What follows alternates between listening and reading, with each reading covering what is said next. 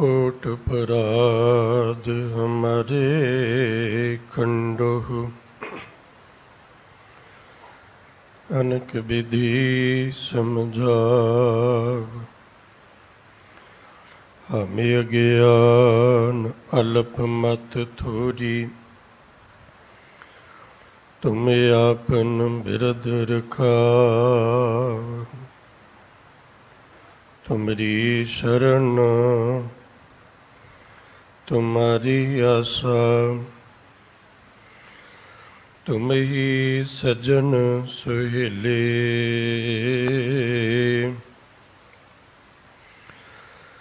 राखो रखनहार दयाला, नानक घर के गोले।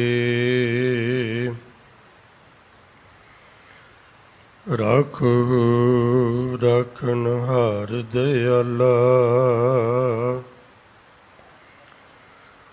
नानक घर के गोले।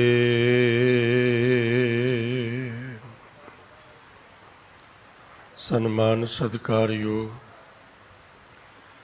गुरु सवारी, गुरु प्यारी, गुरु का रूप स्वरूप खालसा साध संगत जी। वडभागी हो, साहिब नसीब हो, उत्तम कर्मा वाले हो। बड़े प्यार सत्कार सहित सतगुरां दे बख्शिशां रहमतां भरे पवित्र पावन शहीदी अस्थान गुरुद्वारा सीसगंज साहिब विखे ਸਾਹਿਬ ਸ੍ਰੀ ਗੁਰੂ ਗ੍ਰੰਥ ਸਾਹਿਬ ਮਹਾਰਾਜ ਜੀ ਦੀ ਪਰਮ ਸੁਖਕਾਰੀ ਹਜ਼ੂਰੀ ਵਿੱਚ ਅੰਮ੍ਰਿਤ ਵੇਲੇ ਤੋਂ ਜੁੜ ਮਿਲ ਬੈਠ ਕੇ ਗੁਰੂ ਦੇ ਸ਼ਬਦ ਨਾਲ ਜੁੜ ਕੇ ਆਪੇ ਨੂੰ ਚੀਨਣ ਦਾ ਯਤਨ ਕਰ ਰਹੇ ਹੋ। ਲੜੀਵਾਰ ਚੱਲ ਰਹੀ ਕਥਾ ਵਿੱਚ ਸਾਹਿਬ ਸ੍ਰੀ ਗੁਰੂ ਨਾਨਕ ਦੇਵ ਪਾਤਸ਼ਾਹ ਮਹਾਰਾਜ ਜੀ ਦੇ ਮੁਬਾਰਕ ਰਸਨਾ ਤੋਂ ਉਚਾਰਨ ਹੋਏ ਮਹਿਮਾਮਈ ਦਰਗਾਹੀ ਬੋਲ ਜੋ ਧੰਨ ਗੁਰੂ ਗ੍ਰੰਥ ਸਾਹਿਬ ਮਹਾਰਾਜ ਜੀ ਦੇ 221 ਅੰਗ ਉੱਪਰ ਸੁਸ਼ੋਭਿਤ ਹਨ। ਪਵਿੱਤਰ ਸ਼ਬਦ ਆਪ ਜੀ ਨੇ ਬੜੇ ਪਿਆਰ ਸਹਿਤ ਸਤਿਕਾਰਯੋਗ ਸਨਮਾਨਯੋਗ ਭਾਈ ਸਾਹਿਬ ਭਾਈ ਹਰਨਾਮ ਸਿੰਘ ਜੀ ਤਿੰਨਾਂ ਪਾਸੋਂ ਸਰਵਣ ਕੀਤਾ। ਸ਼ਬਦ ਦੇ 4 ਬੰਦ ਆਪ ਜੀ ਨੇ ਕੱਲ੍ਹ ਸਰਵਣ ਕੀਤੇ। ਰਹਿੰਦੇ 4 ਪਦਿਆਂ ਦੀ ਵਿਚਾਰ ਆਪਾਂ ਕਰਨੀ ਹੈ, ਕਿਉਂਕਿ ਸ਼ਬਦ ਇੱਕੋ ਹੀ ਹੈ, ਇਸ ਲਈ ਆਪਾਂ ਨੂੰ ਥੋੜ੍ਹਾ ਜਿਹਾ ਕੱਲ੍ਹ ਦੇ ਸ਼ਬਦ ਦੇ ਵਿੱਚੋਂ ਰਹਾਉ ਦੀਆਂ ਪੰਕਤੀਆਂ ਤੋਂ ਥੋੜ੍ਹਾ ਜਿਹਾ ਸਹਾਰਾ ਆਸਰਾ ਲੈਣਾ ਪਵੇਗਾ। ਇਸ ਪਵਿੱਤਰ ਪਾਵਨ ਸ਼ਬਦ ਦੀ ਵਿਚਾਰ ਆਰੰਭ ਤੋਂ ਪਹਿਲਾਂ ਆਪ ਸੰਗਤ ਦੀ ਅਸੀਸ ਲੋਚਦਾ ਹਾਂ। ਗੁਰੂ ਬਖਸ਼ਿਸ਼ ਕੀਤੀ, ਗੁਰੂ ਫਤਿਹ ਪ੍ਰਵਾਨ ਕਰੋ, ਅਸੀਸ ਬਖਸ਼ੋ ਜੀ। ਵਾਹਿਗੁਰੂ ਜੀ ਕਾ ਖਾਲਸਾ, ਵਾਹਿਗੁਰੂ ਜੀ ਕੀ ਫਤਿਹ। ਸਤਿਗੁਰੂ ਪਾਤਸ਼ਾਹ ਮਹਾਰਾਜ ਜੀ ਨੇ ਪਵਿੱਤਰ ਸ਼ਬਦ ਵਿੱਚ ਮਨੁੱਖੀ ਮਨ ਦਾ ਜ਼ਿਕਰ ਕੀਤਾ ਹੈ ਔਰ ਇਹਨੂੰ ਤਸ਼ਬੀਹ ਦਿੱਤੀ ਹੈ ਹਾਥੀ ਦੇ ਨਾਲ।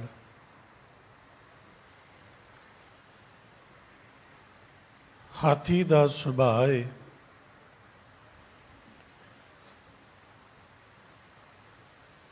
ਕਿ ਉਹ ਆਪਣੇ ਪੇਟ ਦੀ ਉਦਰ ਦੀ ਪੂਰਤੀ ਵਾਸਤੇ ਬਹੁਤ ਸੁੰਦਰ ਬਣੇ ਹੋਏ ਬਾਗ ਬਗੀਚਿਆਂ ਨੂੰ ਵੀਰਾਨ ਕਰ ਦਿੰਦਾ ਹੈ, ਬਰਬਾਦ ਕਰ ਦਿੰਦਾ ਹੈ। ਇੱਕ ਹਾਥੀ ਹੋਵੇ ਤੇ ਦੂਸਰਾ ਕਿਤੇ ਉਹ ਕੇਲੇ ਦੇ ਬਾਗ ਵਿੱਚ ਵੜ ਜਾਵੇ,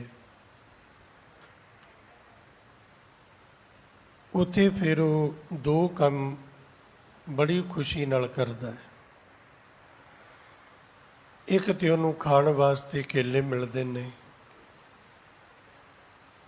ਕੇਲਿਆਂ ਦੇ ਫਲ ਨੂੰ ਖਾਂਦਾ ਹੈ, ਤੇ ਜਿਸ ਬੂਟੇ ਤੋਂ ਫਲ ਖਾਂਦਾ ਹੈ ਉਹਨੂੰ ਉਹ ਸਾਬਤ ਵੀ ਨਹੀਂ ਰਹਿਣ ਦਿੰਦਾ, ਉਹਨੂੰ ਉਹ ਵੀਰਾਨ ਕਰ ਦਿੰਦਾ ਹੈ। ਕੇਲੇ ਦਾ ਬੂਟਾ ਹਾਥੀ ਵਾਸਤੇ ਤੋੜਨ ਲਈ ਬਹੁਤ ਸੌਖਾ ਹੈ, ਬਾਕੀ ਉਹ ਰੁੱਖਾਂ ਦਰਖਤਾਂ ਨੂੰ ਪੁੱਟਦਾ ਹੈ, ਤੋੜਦਾ ਹੈ, ਟਾਹਣੀ ਤੋੜਦਾ ਹੈ, ਉਹਦੀ ਤਾਕਤ ਲੱਗਦੀ ਹੈ। ਪਰ ਜਦੋਂ ਉਹ ਕੇਲੇ ਦੇ ਬਨ ਵਿੱਚ ਆਵੇ, ਕੇਲੇ ਦੇ ਬਾਗ ਵਿੱਚ ਆਵੇ, ਉਹਨੂੰ ਕੋਈ ਬਹੁਤਾ ਜ਼ੋਰ, ਬਹੁਤੀ ਕੋਈ ਤਾਕਤ ਲਾਉਣ ਦੀ ਲੋੜ ਨਹੀਂ ਪੈਂਦੀ। ਉਹ ਸੁੱਖਾ ਨਹੀਂ, ਉਹ ਕੇਲੇ ਦਾ ਬੂਟਾ ਬੜਾ ਨਰਮ ਹੁੰਦਾ, ਲੱਕੜ ਤੇ ਉਹਦੇ 'ਚ ਹੁੰਦੀ ਹੀ ਨਹੀਂ, ਕੇਵਲ ਪੱਤੇ ਹੀ ਨੇ, ਪੱਤੇ ਪੱਤੇ ਕੱਢੀ ਜਾਓ ਅੰਦਰੋਂ, ਹੋਰ ਪੱਤਾ, ਹੋਰ ਪੱਤਾ, ਔਰ ਪਾਣੀ ਨਾਲ ਉਹ ਭਰਿਆ ਹੋਇਆ। ਤੋ ਹਾਥੀ ਉਸ ਬਨ ਨੂੰ ਬਰਬਾਦ ਕਰ ਦਿੰਦਾ, ਤਬਾਹ ਕਰ ਦਿੰਦਾ। ਇਸ ਕਾਇਆ ਨੂੰ, ਸਰੀਰ ਨੂੰ, ਸ਼ੁਭ ਗੁਣਾਂ ਨੂੰ ਸਤਿਗੁਰੂ ਜੀ ਨੇ ਕਦਲੀ ਬਣ ਕੇ ਹੈ, ਤੇ ਜਿਹੜਾ ਇਹਦੇ 'ਚ ਹਾਥੀ ਵੜਿਆ ਉਹ ਹੈ ਮਨ। ਇਹ ਮਨ ਇਹਨਾਂ ਇੰਦਰੀਆਂ ਤੋਂ ਕੇਵਲ ਰਸ ਹੀ ਨਹੀਂ ਲੈਂਦਾ, ਬਲਕਿ ਇਸ ਪੂਰੇ ਬਾਗ ਨੂੰ ਉਹ ਬਰਬਾਦ ਵੀ ਕਰ ਦਿੰਦਾ ਹੈ, ਤਬਾਹ ਵੀ ਕਰ ਦਿੰਦਾ ਹੈ। ਇਹ ਉਸ ਹਾਥੀ ਦਾ ਰੂਪ ਆਪ ਜੀ ਵੇਖ ਰਹੇ ਹੋ, ਉਸ ਹਾਥੀ ਬਾਰੇ ਸੁਣ ਰਹੇ ਹੋ, ਜਿਹੜਾ ਹਾਥੀ ਆਪਣੀ ਮਰਜ਼ੀ ਦੇ ਨਾਲ ਚੱਲਦਾ ਹੈ, ਜੰਗਲ ਵਿੱਚ ਖੁੱਲ੍ਹਾ ਫਿਰਨ ਵਾਲਾ। ਇੱਕ ਹਾਥੀ ਦਾ ਰੂਪ ਤੁਸੀਂ ਹੋਰ ਵੇਖਦੇ ਹੋ, ਜਿਹੜਾ ਹਾਥੀ ਕਿਸੇ ਖਾਸ ਜੁਗਤ ਨਾਲ ਕੁਝ ਲੋਕਾਂ ਸ਼ਿਕਾਰੀਆਂ ਨੇ ਪਕੜਿਆ, ਉਹਨੂੰ ਨਿਰਬਲ ਕਰ ਲਿਆ, ਕਮਜ਼ੋਰ ਕਰ ਲਿਆ,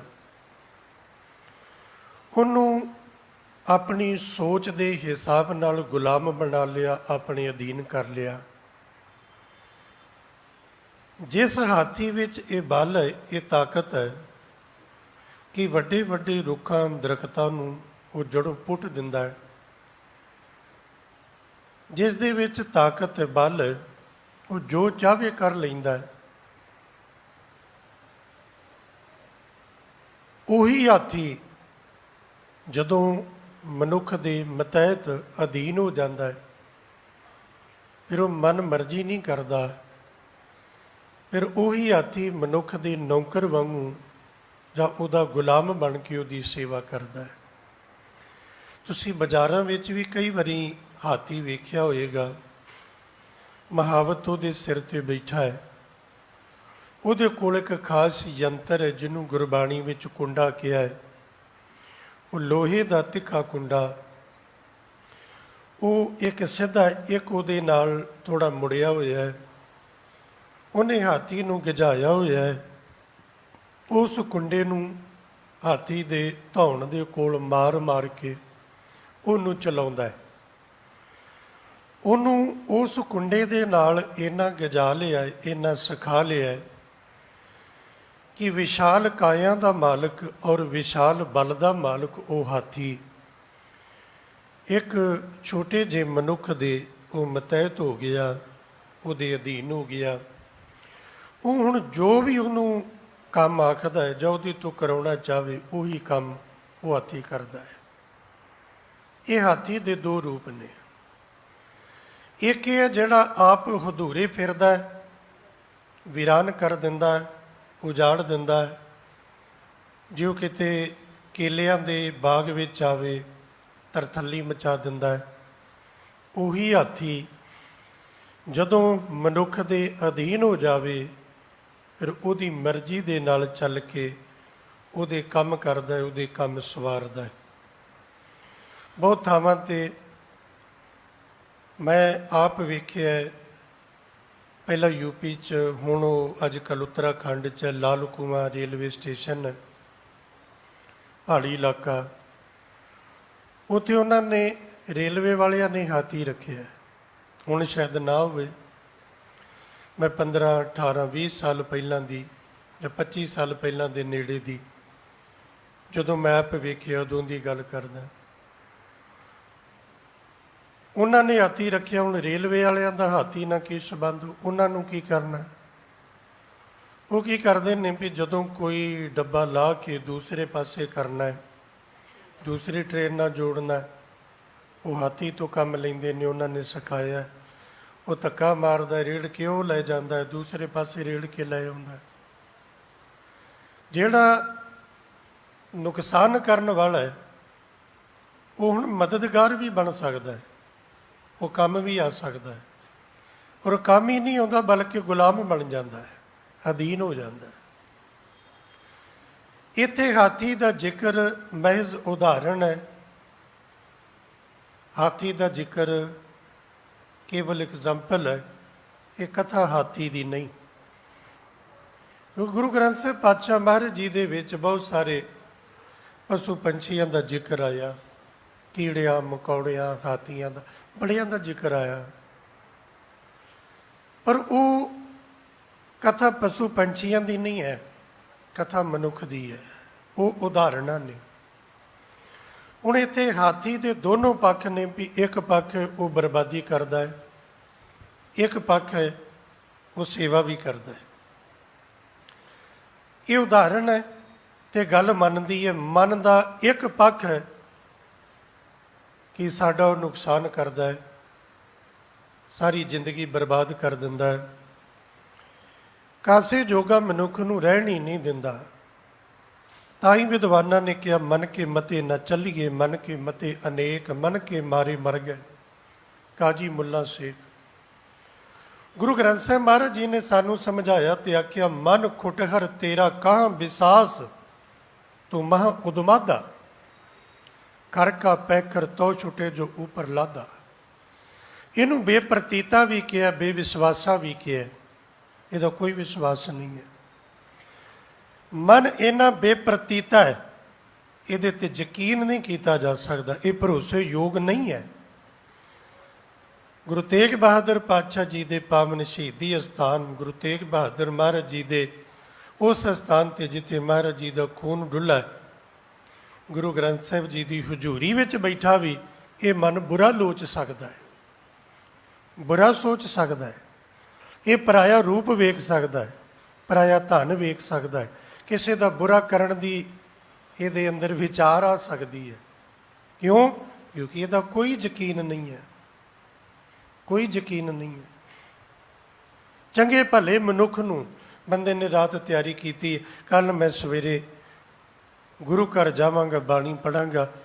ਇਹ ਮਾੜਾ ਜਿਹਾ ਉੱਠਿਆ, ਮਨ ਨੇ ਝੱਟ ਫੇਰ ਦੱਬ ਲਿਆ, ਜਾਣ ਹੀ ਨਹੀਂ ਦਿੱਤਾ, ਚੱਲ ਫਿਰ ਅਸੀਂ ਦਿਨੇ ਚਲੇ ਜਾਵਾਂਗੇ। ਇਹਦਾ ਭਰੋਸਾ ਨਹੀਂ ਹੈ। ਸਾਡਾ ਕਿੰਨਾ ਕਿੰਨੇ ਨੁਕਸਾਨ ਕੀਤਾ ਕਿ ਕਿੰਨਾ ਘੋਰ ਕਰੇਗਾ, ਕੀ ਇਹ ਬਰਬਾਦ ਕਰੇਗਾ, ਇਹਦਾ ਭਰੋਸਾ ਨਹੀਂ। ਉਹੀ ਮਨ ਜਿਹੜਾ ਮੇਰੇ ਆਪਣੇ ਬਲ ਨਾਲ, ਆਪਣੀ ਅਕਲ ਨਾਲ, ਆਪਣੀ ਸਮਝ ਨਾਲ, ਆਪਣੇ ਤਰੀਕਿਆਂ ਨਾਲ ਮੇਰੇ ਵੱਸ ਨਹੀਂ ਆ ਸਕਦਾ। ਉਹੀ ਮਨ ਜਦੋਂ ਗੁਰੂ ਦੇ ਸ਼ਬਦ ਦੇ ਗਿਆਨ ਦੇ ਕੁੰਡੇ ਦੇ ਨਾਲ ਗੁਰੂ ਇਹਨੂੰ ਆਪਣੇ ਮਤਹਿਤ ਕਰਦਾ, ਆਪਣੇ ਅਧੀਨ ਕਰਦਾ, ਫਿਰ ਇਹ ਗੁਰੂ ਦੇ ਹੁਕਮ ਤੋਂ ਬਾਹਰ ਨਹੀਂ ਜਾਂਦਾ, ਕਿਉਂਕਿ ਉੱਤੇ ਗਿਆਨ ਦਾ ਕੁੰਡਾ ਹੈ। ਜਿਹਨੂੰ ਆਪ ਜੀ ਇਸ ਤਰ੍ਹਾਂ ਪੜ੍ਹਦੇ ਵਿਚਾਰਦੇ ਹੋ, ਸਿੱਖਾਂ ਦਾ ਮਨ ਨੀਵਾਂ ਮਤ ਉੱਚੀ। ਮਨ ਨੂੰ ਨੀਵਾਂ ਰੱਖ ਕੇ ਇਹਦੇ ਉੱਪਰ ਮਤ ਬਿਠਾਉਣੀ ਹੈ। ਮਨ ਨੇ ਜੋ ਆਖਿਆ ਉਹ ਹੀ ਨਹੀਂ ਕਰਨਾ, ਪਹਿਲਾਂ ਮਤ ਦੇ ਨਾਲ ਉਹਦਾ ਨਿਰਣਾ ਕਰਨਾ ਹੈ ਕਿ ਇਹ ਠੀਕ ਹੈ ਕਿ ਗਲਤ ਹੈ। ਤੇ ਹੁਣ ਮਤ ਨਿਰਣਾ ਠੀਕ ਕਰੇ, ਮਤ ਨਿਰਣਾ ਗਲਤ ਨਾ ਕਰ ਲਵੇ। ਇਸ ਲਈ ਮਤ ਕਾ ਰਾਖਾ ਵਾਹਿਗੁਰੂ ਨੂੰ ਬਣਾਉਣਾ ਹੈ। ਜਿੱਥੇ ਮਤ ਦਾ ਰਾਖਾ ਵਾਹਿਗੁਰੂ ਹੋਏਗਾ, ਉੱਥੇ ਮਨ ਨੂੰ ਗਲਤ ਨਿਰਣਾ ਕਰਨ ਹੀ ਨਹੀਂ ਦੇਗਾ। ਹੁਣ ਜੇ ਕੋਈ ਛੋਟਾ ਬਾਬੂ ਹੈ, ਉਹਨੇ ਕਿਸੇ ਤੋਂ ਰਿਸ਼ਵਤ ਲੈ ਕੇ ਫਾਈਲ ਗਲਤ ਬਣਾਤੀ, ਗਲਤ ਬਣਾ ਕੇ ਉਹਨੇ ਤਾਂ ਉੱਪਰ ਪੇਸ਼ ਕਰਤੀ, ਤੇ ਇਹ ਤੇ ਉੱਪਰ ਵਾਲੇ ਨੇ ਵਿਚਾਰਨਾ ਵੀ ਇਹਨੇ ਠੀਕ ਕੀਤਾ ਕਿ ਗਲਤ ਕੀਤਾ। ਤੇ ਜੇ ਤੇ ਉੱਪਰ ਵਾਲਾ ਥੱਲੇ ਵਾਲੇ ਦੇ ਨਾਲ ਮਿਲਿਆ ਹੋਏਗਾ, ਫਿਰ ਉਹਦੀ ਹਾਂ ਚਾਹ ਮਿਲਾ ਦੇਗਾ। ਤੇ ਜੇ ਉਹ ਉੱਪਰ ਵਾਲਾ ਇਸ ਥੱਲੜੇ ਵਾਲੇ ਦੇ ਨਾਲ ਮਿਲਿਆ ਨਹੀਂ, ਉਹਨੂੰ ਬੁਰੇ ਤੇ ਭਲੇ ਦੀ ਪਛਾਣ ਹੈ, ਉਹਨੂੰ ਆਪਣੇ ਫਰਜ਼ ਦਾ ਅਹਿਸਾਸ ਹੈ, ਤੇ ਉਹ ਕਦੀ ਵੀ ਹਾਰ ਨਹੀਂ ਕਰੇਗਾ। ਉਹਨੂੰ ਝੱਟ ਰਿਜੈਕਟ ਕਰਕੇ ਭੇਜ ਦੇਗਾ ਵੀ ਇਹ ਤੂੰ ਗਲਤ ਕੀਤਾ, ਇਹ ਪਾਸ ਨਹੀਂ ਹੋ ਸਕਦਾ। ਮਤ ਨੇ ਮਨ ਦੇ ਨਿਰਣੇ ਨੂੰ ਉਦੋਂ ਰਿਜੈਕਟ ਕਰ ਦੇਣਾ, ਇਹ ਤੂੰ ਠੀਕ ਨਹੀਂ ਆਖਦਾ। ਗੁਰੂ ਗ੍ਰੰਥ ਸਾਹਿਬ ਦਾ ਇੱਕ ਬਚਨ ਵੇਖਿਓ, ਫੈਸਲਾ ਕਰਨ ਵੇਲੇ ਨਾ, ਕੋਈ ਵੀ ਫੈਸਲਾ ਕਰਨ ਵੇਲੇ ਸਿਆਣੇ ਆਖਦੇ ਨੇ ਕਾਹਲ ਨਹੀਂ ਕਰਨੀ, ਉਹਨੂੰ ਵਿਚਾਰਨਾ, ਉਹਨੂੰ ਵਿਚਾਰਨਾ। ਕਿਤੇ ਵੀ ਕੋਈ ਬਹੁਤ ਸੰਗੀਨ ਮਸਲਾ ਹੋਵੇ, ਕਿਸੇ ਸਿਆਣੇ ਬੰਦੇ ਦੇ ਸਾਹਮਣੇ ਜਾਵੇ, ਤੁਰੰਤ ਫੈਸਲਾ ਨਹੀਂ ਦੇਗਾ, ਆਖੇਗਾ ਰੁਕੋ, ਇਹਨੂੰ ਮੈਂ ਚੰਗੀ ਤਰ੍ਹਾਂ ਸੁਣ ਲਵਾਂ, ਸਮਝ ਲਾਂ, ਵਿਚਾਰ ਲਾਂ, ਫਿਰ ਤੁਹਾਨੂੰ ਦੱਸਣਾ। ਵਿਚਾਰਨ ਨੂੰ ਵਕਤ ਚਾਹੀਦਾ। ਗੁਰੂ ਗ੍ਰੰਥ ਸਾਹਿਬ ਜੀ ਦਾ ਇੱਕ ਬਚਨ ਪੜ੍ਹਿਓ, ਤੇ ਮਹਾਰਾਜ ਕਹਿੰਦੇ ਨੇ, ਨਹਿ ਬਿਲੰਬ ਧਰਮੰ ਬਿਲੰਬ ਪਾਪੰ ਦ੍ਰਿੜੰਤ ਨਾਮੰ ਤਜੰਤ ਲੋਭੰ। ਇਹ ਮਨ ਹੈ ਤੇ ਬੇਪ੍ਰਤੀਤਾ, ਕਦੀ ਤੁਹਾਨੂੰ ਚੰਗਾ ਵੀ ਆਖੇਗਾ, ਕਦੀ ਮਾੜਾ ਵੀ ਆਖੇਗਾ। ਜਿਵੇਂ ਬੱਚਾ ਨਾ, ਤੇ ਬੱਚੇ ਦਾ ਸੁਭਾਅ ਹੈ ਵੀ ਉਹ ਚੰਗਾ ਵੀ ਕਰਦਾ ਤੇ ਮਾੜਾ ਵੀ ਕਰਦਾ। ਜੇ ਇੱਕ ਅੱਧ ਚੰਗੀ ਕਰੇ, ਚੰਗਾ ਵੀ ਕਰਦਾ, ਦੂਜੀ ਪੀਵੇ ਰਸ, ਉਹ ਦੂਜੀ ਖਰਾਬ ਵੀ ਕਰ ਦਿੰਦਾ। ਇਹ ਹੁਣ ਨਿਰਣਾ ਆਪਾਂ ਕਰਦੇ ਆ ਕਿ ਬੱਚਾ ਠੀਕ ਕਹਿ ਰਿਹਾ ਕਿ ਗਲਤ ਕਹਿ ਰਿਹਾ। ਜਦੋਂ ਇਹ ਮਨ ਆਖੇ ਵੀ ਧਰਮ ਕਮਾਉਣਾ ਹੈ, ਉਦੋਂ ਦੇਰੀ ਨਾ ਕਰੋ, ਨਹੀਂ ਬਿਲੰਬ ਧਰਮੰ, ਉਦੋਂ ਆਖੋ ਠੀਕ ਹੈ ਚੱਲ।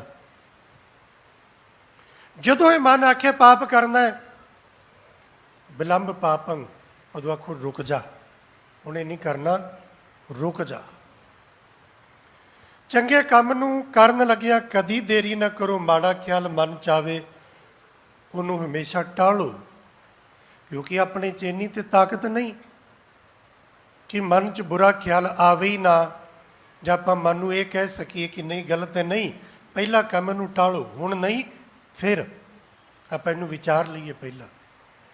ਜਦੋਂ ਤੁਹਾਨੂੰ ਵਿਚਾਰਨ ਦਾ ਵਕਤ ਮਿਲ ਜਾਏ, ਫਿਰ ਗੁਰੂ ਦੇ ਸ਼ਬਦ ਨੂੰ ਸਾਹਮਣੇ ਰੱਖ ਕੇ ਜਿਹੜੀ ਮਤ ਮਨ ਤੋਂ ਉੱਚੀ ਹੈ, ਉਸ ਮਤ ਨੂੰ ਗੁਰਮਤ ਨਾਲ ਜੋੜ ਕੇ ਤੇ ਫਿਰ ਵਿਚਾਰੋ, ਤੇ ਤੁਹਾਡੇ ਜੀਵਨ ਦੇ ਫੈਸਲੇ ਆਪਣੇ ਆਪ ਗਲਤ ਰਿਜੈਕਟ ਹੁੰਦੇ ਜਾਣਗੇ, ਤੇ ਠੀਕ ਜਿਹੜੇ ਨੇ ਉਹ ਠੀਕ ਹੁੰਦੇ ਤੁਰੇ ਜਾਣਗੇ। ਔਰ ਹੋਏਗਾ ਕਦੋਂ? ਜਦੋਂ ਮਨ ਦੇ ਉੱਪਰ ਗੁਰੂ ਦੇ ਗਿਆਨ ਦਾ, ਗੁਰੂ ਦੇ ਸ਼ਬਦ ਦਾ ਕੁੰਡਾ ਰੱਖ ਦਿੱਤਾ। ਫਿਰ ਉਸ ਹਾਥੀ ਵਾਂਗੂ ਇਹ ਮਨਿਆਈਆਂ ਨਹੀਂ ਕਰੇਗਾ, ਫਿਰ ਜਿੱਧਰ ਚਲਾ ਉਧਰ ਚਲੇਗਾ, ਕਿਉਂਕਿ ਉਹ ਤੋਂ ਗੁਲਾਮ ਹੋ ਗਿਆ, ਉਹ ਤੇ ਮਤਹਿਤ ਹੋ ਗਿਆ, ਉਹ ਤੇ ਪਾਲਤੂ ਕੁੱਤੇ ਵਰਗਾ ਹੋ ਗਿਆ, ਜਿਹੜਾ ਮਾਲਕ ਨੂੰ ਵੇਖ ਕੇ ਪੂਛ ਮਾਰੇਗਾ, ਬਗਾਨੀ ਨੂੰ ਵੇਖ ਕੇ ਭੌਂਕੇਗਾ, ਜਿਹੜਾ ਦੁਸ਼ਮਣ ਨੂੰ ਵੇਖ ਕੇ ਚੋਰ ਘਰ ਆਏਗਾ, ਉਹ ਪਾਲਤੂ ਕੁੱਤਾ ਭੌਂਕੇਗਾ, ਚੋਰ ਆ ਗਿਆ। ਆਪਣੇ ਮਾਲਕ ਦੀ ਵਫਾਦਾਰੀ ਦਿਖਾਉਣ ਲਈ ਉਹਨੂੰ ਪਿਆਰ ਕਰੇਗਾ। ਕਿਉਂ ਕਰੇਗਾ? ਕਿਉਂਕਿ ਉਹ ਉਹਦੇ ਮਤਹਿਤ ਹੋ ਗਿਆ, ਉਹਦੇ ਅਧੀਨ ਹੋ ਗਿਆ, ਉਹਦੇ ਵੱਸ ਹੋ ਗਿਆ। ਤੇ ਇਸ ਸ਼ਬਦ ਵਿੱਚ ਸਤਿਗੁਰੂ ਜੀ ਨੇ ਜੁਗਤ ਦੱਸੀ ਹੈ, ਤਰੀਕਾ ਦੱਸਿਆ ਮਨ ਨੂੰ ਵੱਸ ਵਿੱਚ ਕਰਨ ਦਾ, ਮਨ ਨੂੰ ਅਧੀਨ ਕਰਨ ਦਾ, ਮਨ ਤੋਂ ਆਪਣੇ ਹਿਸਾਬ ਨਾਲ ਕੰਮ ਕਰਾਉਣ ਦਾ, ਮਨ ਨੂੰ ਆਪਣੇ ਹਿਸਾਬ ਨਾਲ ਚਲਾਉਣ ਦਾ। ਔਰ ਇਹ ਬੜਾ ਨਵਾਂ ਐਕਸਪੀਰੀਅੰਸ ਹੋਏਗਾ ਸਾਡੀ ਜ਼ਿੰਦਗੀ 'ਚ, ਕਿਉਂਕਿ ਆਪਾਂ ਹੁਣ ਤੱਕ ਜੋ ਕੁਝ ਕਰਦੇ ਹਾਂ ਉਹ ਮਨ ਦੇ ਹਿਸਾਬ ਨਾਲ ਕਰਦੇ ਹਾਂ, ਮਨ ਤੋਂ ਆਪਣੇ ਹਿਸਾਬ ਨਾਲ ਨਹੀਂ ਕਰਾਉਂਦੇ, ਮਨ ਦੇ ਹਿਸਾਬ ਨਾਲ। ਮਨ ਨੇ ਆਖਿਆ ਮੈਂ ਆਹ ਖਾਣਾ ਹੈ, ਅਸੀਂ ਸਰੀਰ ਨੂੰ ਉਹ ਦਿੱਤਾ, ਜਦੋਂ ਕਿ ਖਾਣ ਦਾ ਸੰਬੰਧ ਮਨ ਨਾਲ ਨਹੀਂ ਹੈ, ਤਨ ਨਾਲ ਹੈ। ਤਨ ਨੇ ਤੇ ਪਿੱਟਿਆ, ਤਨ ਨੇ ਤੇ ਰੌਲਾ ਪਾਇਆ। ਇਹ ਕਰ ਕੀ ਰਿਹਾ ਹੈ? ਮੇਰੇ ਨਾਲ ਜ਼ੁਲਮ ਨਾ ਕਰ, ਮੇਰੇ ਨਾਲ ਧੱਕਾ ਨਾ ਕਰ। ਸ਼ੂਗਰ ਹੈ ਤੇ ਤੂੰ ਤੋਂ ਮਿੱਠਾ। ਤੇ ਮੈਂ ਕਹਾਂਗਾ ਮੈਂ ਕੀ ਕਰਾਂ? ਤਨ ਲੱਖ ਆਖੇ ਵੀ ਸ਼ੂਗਰ ਹੈ, ਤੂੰ ਮਾਰੇਗਾ ਹੋਰ ਮਿੱਠਾ ਖਵਾ ਕੇ, ਪਰ ਮੈਂ ਨਾ ਮਨ ਆਖ ਰਿਹਾ। ਮੈਂ ਤੇ ਇੱਕ ਵੀਰ ਨੂੰ ਇਸ ਤਰ੍ਹਾਂ ਵੀ ਵੇਖਿਆ, ਉਹ ਬਜ਼ੁਰਗ ਸਨ ਥੋੜ੍ਹੇ, ਤੇ ਉਹਨਾਂ ਰਸਗੁੱਲੇ ਪਾਣੀ 'ਚ ਪਾ ਕੇ ਨਾ, ਪਾਣੀ 'ਚ, ਤੇ ਥੋੜ੍ਹਾ ਜਿਹਾ ਉਹਨਾਂ ਨੂੰ ਇਹ ਨੱਪ ਕੇ ਮਾੜਾ ਮਾੜਾ ਕਰਕੇ ਤੇ ਫਿਰ ਉਹ ਖਾਣ। ਮੈਂ ਕਿਹਾ ਵੀ ਕੀ ਹੋਇਆ? ਕਹਿੰਦੀ ਵੀ ਖਾਣੇ ਨੇ, ਸ਼ੂਗਰ ਹੈ, ਇੱਦਾਂ ਕਰਨਾ ਥੋੜ੍ਹਾ ਮਿੱਠਾ ਘਟ ਜਾਏਗਾ, ਤੇ ਜੇ ਨਾ ਖਾਓ ਤੇ ਫਾਇਦੇ ਨਹੀਂ ਲੱਗ ਚੱਲੇ। ਕਹਿੰਦੀ ਰਿਹਾ ਨਹੀਂ ਜਾਂਦਾ, ਖਾਣੇ ਵੀ ਨੇ, ਹੁਣ ਮਿੱਠਾ ਘਟ ਜੇ ਥੋੜ੍ਹਾ ਪਾਣੀ 'ਚ ਉਹਨੂੰ ਕਰ ਲਓ। ਇਹ ਕਿੰਨੇ ਕਰਾਇਆ? ਇਹ ਮਨ ਨਹੀਂ ਕਰਾਇਆ, ਮਨ ਨਹੀਂ ਕਰਾਇਆ ਨਾ। ਜੋ ਕੁਝ ਡਾਕਟਰ ਆਖਦਾ ਇਹ ਨਹੀਂ ਖਾਣਾ, ਇਹ ਤੇਰੇ ਸਰੀਰ ਲਈ ਘਾਤਕ ਹੈ, ਮਨ ਉਹ ਕੁਝ ਖਵਾਉਂਦਾ ਹੈ। ਤੁਸੀਂ ਖਾਂਦੇ ਹੋ ਨਾ, ਤੁਹਾਡੇ ਬੱਚੇ ਖਾਂਦੇ ਨੇ, ਤੁਸੀਂ ਆਪ ਖਾਂਦੇ ਹੋ, ਮੈਂ ਖਾਂਦਾ, ਆਪਾਂ ਸਾਰੇ ਖਾਂਦੇ ਹਾਂ। ਕਿਉਂ ਖਾਂਦੇ ਆ? ਜਿਹੜਾ ਸਰੀਰ ਲਈ ਠੀਕ ਨਹੀਂ, ਕਿਉਂ ਖਾਂਦੇ ਆ? ਮੈਂ ਆਪਣੀ ਗੱਲ ਦੱਸਾਂ, ਮੈਨੂੰ 20 ਵਾਰੀ ਡਾਕਟਰ ਨੇ ਆਖਿਆ ਚਾਹ ਘੱਟ ਕਰੋ, ਨਹੀਂ ਹੁੰਦੀ, ਨਹੀਂ ਹੁੰਦੀ। ਕਿਉਂ ਨਹੀਂ ਹੁੰਦੀ? ਉਹਦੀ ਜਦੋਂ ਅੰਦਰ ਤਲਬ ਲੱਗਦੀ ਹੈ, ਚਾਹ ਚਾਹ, ਕੌਣ ਆਖਦਾ? ਮਨ ਆਖਦਾ। ਮਨ ਨੇ ਪੀਣੀ ਨਹੀਂ, ਪੀਣੀ ਤਨ ਨੇ ਹੈ, ਤਨ ਨੂੰ ਇਹਦੀ ਲੋੜ ਵੀ ਨਹੀਂ, ਪਰ ਮਨ ਆਖਦਾ ਪੀ। ਕੌਣ ਪਿਆਉਂਦਾ? ਮਨ ਪਿਆਉਂਦਾ। ਥੋੜ੍ਹਾ ਜਿਹਾ ਯਤਨ ਤੇ ਕੀਤਾ, ਗੁਰਦੁਆਰੇ ਨੂੰ ਜਾਣਾ ਹੈ, ਸ਼ਾਮਾਂ ਦਾ ਵੇਲਾ ਗੁਰਦੁਆਰੇ ਜਾ ਕੇ ਆਪਾਂ ਰਹਿਰਾਸ ਸਾਹਿਬ ਦਾ ਪਾਠ ਸੁਣੀਏ। ਘਰੋਂ ਬੰਦਾ ਤੁਰਿਆ, ਗੁਰਦੁਆਰੇ ਗਿਆ ਹੀ ਨਾ, ਠੇਕੇ ਤੇ ਪਹੁੰਚ ਗਿਆ, ਕਿੰਨੇ ਖੜਿਆ? ਕੌਣ ਲੈ ਗਿਆ? ਕਿੰਨੇ ਬਾਂਹ ਫੜ ਕੇ ਉਧਰ ਖੜਿਆ? ਇਹ ਰਸਤਾ ਕਿਵੇਂ ਭਟਕ ਗਿਆ? ਕਿੰਨੇ ਖੜਿਆ? ਮਨ ਨੇ ਤੇ ਖੜਿਆ, ਉਹਨੇ ਕਿਹਾ ਇੱਧਰ ਨਹੀਂ ਇੱਧਰ ਜਾਣਾ। ਹੁਣ ਤੱਕ ਆਪਾਂ ਜੋ ਕੁਝ ਕਰਦੇ ਆ, ਜੋ ਵੇਖਦੇ ਆ, ਜੋ ਸੁਣਦੇ ਆ, ਜੋ ਬੋਲਦੇ ਆ, ਜੋ ਖਾਂਦੇ ਆ, ਜੋ ਪਹਿਨਦੇ ਆ, ਜੋ ਪਹਿਨਦੇ ਆ, ਕਿਹਦੇ ਕਰਕੇ ਪਹਿਨਦੇ ਆ? ਜੋ ਮਨ ਆਖਦਾ ਹੈ, ਮਨ ਦੇ ਪਿੱਛੇ ਲੱਗ ਕੇ, ਮਨ ਦੇ ਪਿੱਛੇ। ਸਾਡਾ ਪਹਿਨਣਾ ਚੰਗਾ ਨਹੀਂ, ਸਾਡਾ ਪਹਿਰਾਵਾ ਖਰਾਬ ਹੋ ਗਿਆ, ਸਾਡਾ ਲਿਬਾਸ ਖਰਾਬ ਹੋ ਗਿਆ, ਸਾਡੀਆਂ ਧੀਆਂ ਬੱਚੀਆਂ ਦਾ ਪਹਿਰਾਵਾ ਠੀਕ ਨਹੀਂ ਰਿਹਾ, ਆਪਣੇ ਘਰਾਂ 'ਚ ਠੀਕ ਨਹੀਂ ਰਿਹਾ। ਆਪਾਂ ਵੇਖਦੇ ਹਾਂ, ਸ਼ਰਮਸ਼ਾਰ ਹੁੰਦੇ ਆਪਾਂ ਸਾਰੇ। ਗੁਰੂ ਗ੍ਰੰਥ ਸਾਹਿਬ ਦੀ ਹਜ਼ੂਰੀ 'ਚ ਮੇਰੀ ਧੀ, ਮੇਰੀ ਬੱਚੀ, ਉਹ ਮੱਥਾ ਟੇਕ ਰਹੀ ਹੁੰਦੀ ਹੈ, ਇੱਕ ਹੱਥ ਉਹਨੇ ਅੱਗੇ ਰੱਖਿਆ ਹੁੰਦਾ ਮੱਥਾ ਟੇਕਣ ਨੂੰ, ਇੱਕ ਹੱਥ ਨਾਲ ਪਿੱਛੋਂ ਉਹਨੇ ਆਪਣੀ ਸ਼ਰਟ ਫੜੀ ਹੁੰਦੀ ਹੈ। ਪਹਿਰਾਵਾ ਠੀਕ ਨਹੀਂ ਰਿਹਾ, ਪਰ ਇਹ ਪਹਿਰਾਵਾ ਉਹਨੂੰ ਕਿੰਨੇ ਪਹਿਨਾਇਆ? ਉਹਦੇ ਮਨ ਨੇ। ਕਿੰਨੇ ਪਹਿਨਾਇਆ? ਮਨ ਨੇ। ਤੇ ਜਿੰਨੀਆਂ ਵੀ ਸਾਡੀਆਂ ਬਹਿਬਤਾਂ ਨੇ, ਇਹ ਕਿੰਨੇ ਕਰਾਈਆਂ? ਸਾਡੇ ਕੋਲ ਮਨ ਨੇ। ਮਾੜਾ ਵਿਖਾਇਆ, ਮਾੜਾ ਬੁਲਾਇਆ, ਮਾੜਾ ਸੁਣਾਇਆ, ਮਾੜਾ ਪਹਿਰਾਵਾ ਕਰ ਦਿੱਤਾ, ਬੋਲੀ ਮਾੜੀ ਕਰਤੀ, ਵੇਖਣਾ, ਇਹ ਸਭ ਕੁਝ ਕਿੰਨੇ ਮਾੜਾ ਕੀਤਾ? ਖਾਣਾ ਵੀ ਖਰਾਬ, ਸੁਣਨਾ ਵੀ ਖਰਾਬ, ਵੇਖਣਾ ਵੀ ਖਰਾਬ, ਪਹਿਨਣਾ ਵੀ ਖਰਾਬ, ਸਭ ਕੁਝ ਖਰਾਬ ਕਿੰਨੇ ਕੀਤਾ? ਮਨ ਨੇ। ਹੁਣ ਤੱਕ ਆਪਾਂ ਮਨ ਦੇ ਅਧੀਨ ਹੋ ਕੇ ਜੀਨੇ ਆ, ਤੇ ਕਿੰਨਾ ਵੱਖਰਾ ਐਕਸਪੀਰੀਅੰਸ ਹੋਏਗਾ ਜ਼ਿੰਦਗੀ 'ਚ ਜਿੱਦਣ ਉਹੀ ਮਨ ਸਾਡੇ ਅਧੀਨ ਹੋਵੇ। ਆਪਾਂ ਕੰਮ ਕਰਦੇ ਹਾਂ ਨਾ, ਬਾਹਰ ਨੌਕਰੀਆਂ ਕਰਦੇ ਹਾਂ, ਕੰਮ ਕਰਦੇ ਹਾਂ, ਆਪਾਂ ਕਿਸੇ ਤੋਂ ਸੀਨੀਅਰ ਹੁੰਦੇ ਹਾਂ, ਕਿਸੇ ਤੋਂ ਜੂਨੀਅਰ ਹੁੰਦੇ ਹਾਂ। ਕੋਈ ਜਿਹੜਾ ਹੁਣ ਤੱਕ ਜਿੰਨੀ ਆਪਣੀ ਉਮਰ ਹੈ, 20 ਸਾਲ 30 ਸਾਲ 40 ਸਾਲ ਤੋਂ ਸਾਡੇ ਸਿਰ ਤੇ ਬੈਠਾ ਹੋਵੇ, ਹੁਕਮ ਚਲਾਉਂਦਾ ਹੋਵੇ, ਆਪਾਂ ਉਹਦੇ ਅੱਗੇ ਹੱਥ ਜੋੜਦੇ ਹੋਈਏ, ਯੈਸ ਸਰ ਕਰਦੇ ਹੋਈਏ, ਤੇ ਇੱਕਦਮ ਤਬਦੀਲੀ ਆ ਜਾਏ ਵੀ ਉਹ ਮੇਰੇ ਸਾਹਮਣੇ ਹੱਥ ਜੋੜ ਕੇ ਖਲੋਤਾ ਹੋਵੇ ਵੀ ਸਭ ਹੁਕਮ ਕਰੋ, ਕਿੰਨਾ ਵੱਖਰਾ ਤਜਰਬਾ ਹੋਵੇਗਾ। ਆਪਾਂ ਨੂੰ ਯਕੀਨ ਹੀ ਨਹੀਂ ਹੋਏਗਾ ਇਹ ਕਿੱਦਾਂ ਹੋ ਗਿਆ। ਜਿਹਦੇ ਸਾਹਮਣੇ ਮੈਂ ਹੁਣ ਤੱਕ 20 ਸਾਲਾਂ ਤੋਂ 30 ਸਾਲਾਂ ਤੋਂ ਜਾਂ 50 ਸਾਲਾਂ ਤੋਂ ਜਿੰਨੀ ਉਮਰ ਹੈ, ਜਿਹਦੀ ਮੈਂ ਗੱਲ ਮੰਨਦਾ ਹੈ, ਉਹ ਹੁਣ ਮੇਰੇ ਸਾਹਮਣੇ ਹੱਥ ਜੋੜ ਕੇ ਖਲੋਤਾ ਹੈ ਵੀ ਹੁਕਮ ਕਰੋ, ਇਹ ਕਿੱਦਾਂ ਹੋ ਗਿਆ? ਕੀ ਹੋ ਸਕਦਾ ਸੱਚੀ? ਹਾਂ ਹੋ ਸਕਦਾ, ਇਹ ਹੋ ਸਕਦਾ। ਤਾਂ ਹੀ ਗੁਰੂ ਨਾਨਕ ਪਾਤਸ਼ਾਹ ਜੀ ਨੇ ਆਖਿਆ ਹੋ ਸਕਦਾ, ਔਰ ਕਿਸੇ ਨਾਲ ਵੀ ਹੋ ਸਕਦਾ, ਤੁਹਾਡੇ 'ਚੋਂ ਕਿਸੇ ਨਾਲ ਵੀ ਹੋ ਸਕਦਾ, ਕੋਈ ਕਰ ਸਕਦਾ, ਕੋਈ ਕਰ ਸਕਦਾ। ਜਿਹੜਾ ਹੁਣ ਤੱਕ ਮਨ ਦੇ ਅਧੀਨ ਚੱਲਿਆ, ਉਹ ਮਨ ਨੂੰ ਆਪਣੇ ਅਧੀਨ ਕਰ ਸਕਦਾ। ਕੌਣ ਕਰੇਗਾ? ਗੁਰੂ ਦਾ ਸ਼ਬਦ, ਗੁਰੂ ਦੀ ਬਾਣੀ। ਗੁਰੂ ਦੇ ਸ਼ਬਦ ਤੋਂ ਬਿਨਾਂ ਹੋਰ ਦੂਸਰਾ ਕੋਈ ਰਸਤਾ ਨਹੀਂ ਜੇ, ਕੋਈ ਰਸਤਾ ਨਹੀਂ। ਕਿਸੇ ਹੋਰ ਕੋਲ ਜਾ ਕੇ ਜੁਗਤੀਆਂ ਪੁੱਛੋ, ਉਗਤੀਆਂ ਪੁੱਛੋ, ਇੱਦਾਂ ਕਰੋ, ਉੱਦਾਂ, ਕੋਈ ਰਸਤਾ ਨਹੀਂ ਜੇ। ਗੁਰੂ ਨਾਨਕ ਪਾਤਸ਼ਾਹ ਮਹਾਰਾਜ ਜੀ ਤੋਂ ਸਿੱਧਾ ਨਹੀਂ ਪੁੱਛਿਆ ਸੀ, ਕੌਣ ਸ਼ਕਤ ਤੋਂ ਇੱਥੇ ਲਿਆਈ। ਤੇ ਗੁਰੂ ਨਾਨਕ ਪਾਤਸ਼ਾਹ ਜੀ ਨੇ ਕਿਹਾ, ਗੁਰਬਾਣੀ ਸੰਗਤ ਬਿਨਾ ਦੂਜੀ ਓਟ ਨਹੀਂ ਹੈ ਰਾਈ। ਮੇਰੇ ਕੋਲ ਤਾਕਤ ਕੇਵਲ ਗੁਰੂ ਦੀ ਬਾਣੀ ਤੇ ਗੁਰੂ ਦੀ ਸੰਗਤ ਦੀ ਹੈ। ਜਿਹਨੇ ਆਪਣੇ ਮਨ ਨੂੰ ਗੁਰੂ ਦੇ ਸ਼ਬਦ ਦੇ ਅਧੀਨ ਕਰ ਲਿਆ। ਕਈ ਥਾਵਾਂ 'ਤੇ ਨਾ ਤੁਸੀਂ ਇਹ ਸ਼ਬਦ ਸੁਣਦੇ ਹੋ। ਮੈਂ ਕਈ ਵਾਰ ਵੱਖ-ਵੱਖ ਜਿਵੇਂ ਥਾਵਾਂ 'ਤੇ ਕਥਾ ਕਰਨ ਜਾਈਦੀ ਹੈ ਨਾ, ਤੇ ਇਹ ਸ਼ਬਦ ਬੋਲਿਆ ਜਾਂਦਾ ਸਟੇਜ ਤੋਂ। ਕਥਾ ਕਰਨ ਵਾਲੇ ਵੀ ਬੋਲਦੇ ਨੇ, ਤੁਸੀਂ ਸੁਣਿਆ ਹੋਵੇਗਾ, ਇੱਥੇ ਵੀ ਸੁਣਿਆ ਹੋਵੇਗਾ ਕਈ ਵਾਰੀ। ਕਥਾ ਕਰਨ ਵਾਲੇ ਵੀ ਅੱਜ ਦਾ ਜਿਹੜਾ ਸ਼ਬਦ ਵਿਚਾਰ ਅਧੀਨ ਹੈ, ਤੁਸੀਂ ਸੁਣਿਆ ਹੋਵੇਗਾ ਕਈ ਵਾਰੀ, ਅੱਜ ਦਾ ਸ਼ਬਦ ਵਿਚਾਰ ਅਧੀਨ, ਅਸੀਂ ਇੱਥੇ ਹੀ ਗਲਤ ਹੋ ਗਏ। ਜਦੋਂ ਅਸੀਂ ਇਹ ਸੋਚ ਲਿਆ ਜਾਂ ਇਹ ਸਮਝ ਲਿਆ ਜਾਂ ਇਹ ਕਹਿ ਦਿੱਤਾ ਕਿ ਇਹ ਸ਼ਬਦ ਸਾਡੀ ਵਿਚਾਰ ਦੇ ਅਧੀਨ ਹੈ, ਅਸੀਂ ਇੱਥੇ ਹੀ ਗਲਤ ਹੋ ਗਏ, ਉਲਟਾ ਕੰਮ ਹੋ ਗਿਆ। ਗੁਰੂ ਦਾ ਸ਼ਬਦ ਮੇਰੀ ਵਿਚਾਰ ਦੇ ਅਧੀਨ ਨਹੀਂ ਹੋ ਸਕਦਾ। ਮੇਰੀ ਵਿਚਾਰ ਨੂੰ ਗੁਰੂ ਦੇ ਸ਼ਬਦ ਦੇ ਅਧੀਨ ਕਰਨਾ ਹੈ, ਆਹ ਸਾਧਨ ਹੈ। ਗੁਰੂ ਦਾ ਸ਼ਬਦ ਮੇਰੀ ਵਿਚਾਰ ਦੇ ਅਧੀਨ ਕੀ ਹੋ ਸਕਦਾ? ਮੇਰੀ ਕੀ ਵਿਚਾਰ? ਤੂੰ ਦਰਿਆਓ ਦਾ ਨਾ ਮੀਨਾ, ਮੈਂ ਮਛਲੀ ਕੈਸੇ ਅੰਤ ਲਾਹਾਂ। ਕੌਣ ਹੈ ਦੁਨੀਆ 'ਚ ਜਿਹੜਾ ਇਹ ਆਖੇ ਵੀ ਮੇਰੀ ਵਿਚਾਰ ਸ਼ਬਦ ਨੂੰ ਆਪਣੇ ਅਧੀਨ ਕਰ ਸਕਦੀ ਹੈ? ਕਰ ਸਕਦੀ? ਆਪਣੀ ਮਤ ਨੂੰ, ਆਪਣੀ ਅਕਲ ਨੂੰ, ਆਪਣੀ ਵਿਚਾਰ ਨੂੰ ਗੁਰੂ ਦੇ ਸ਼ਬਦ ਦੇ ਅਧੀਨ ਕਰਨਾ। ਦੂਸਰਾ ਪੱਖ, ਥੋੜ੍ਹਾ ਜਿਹਾ ਆਪਣੇ ਆਪ ਨਾਲ ਇਮਾਨਦਾਰੀ ਵਰਤੀਏ।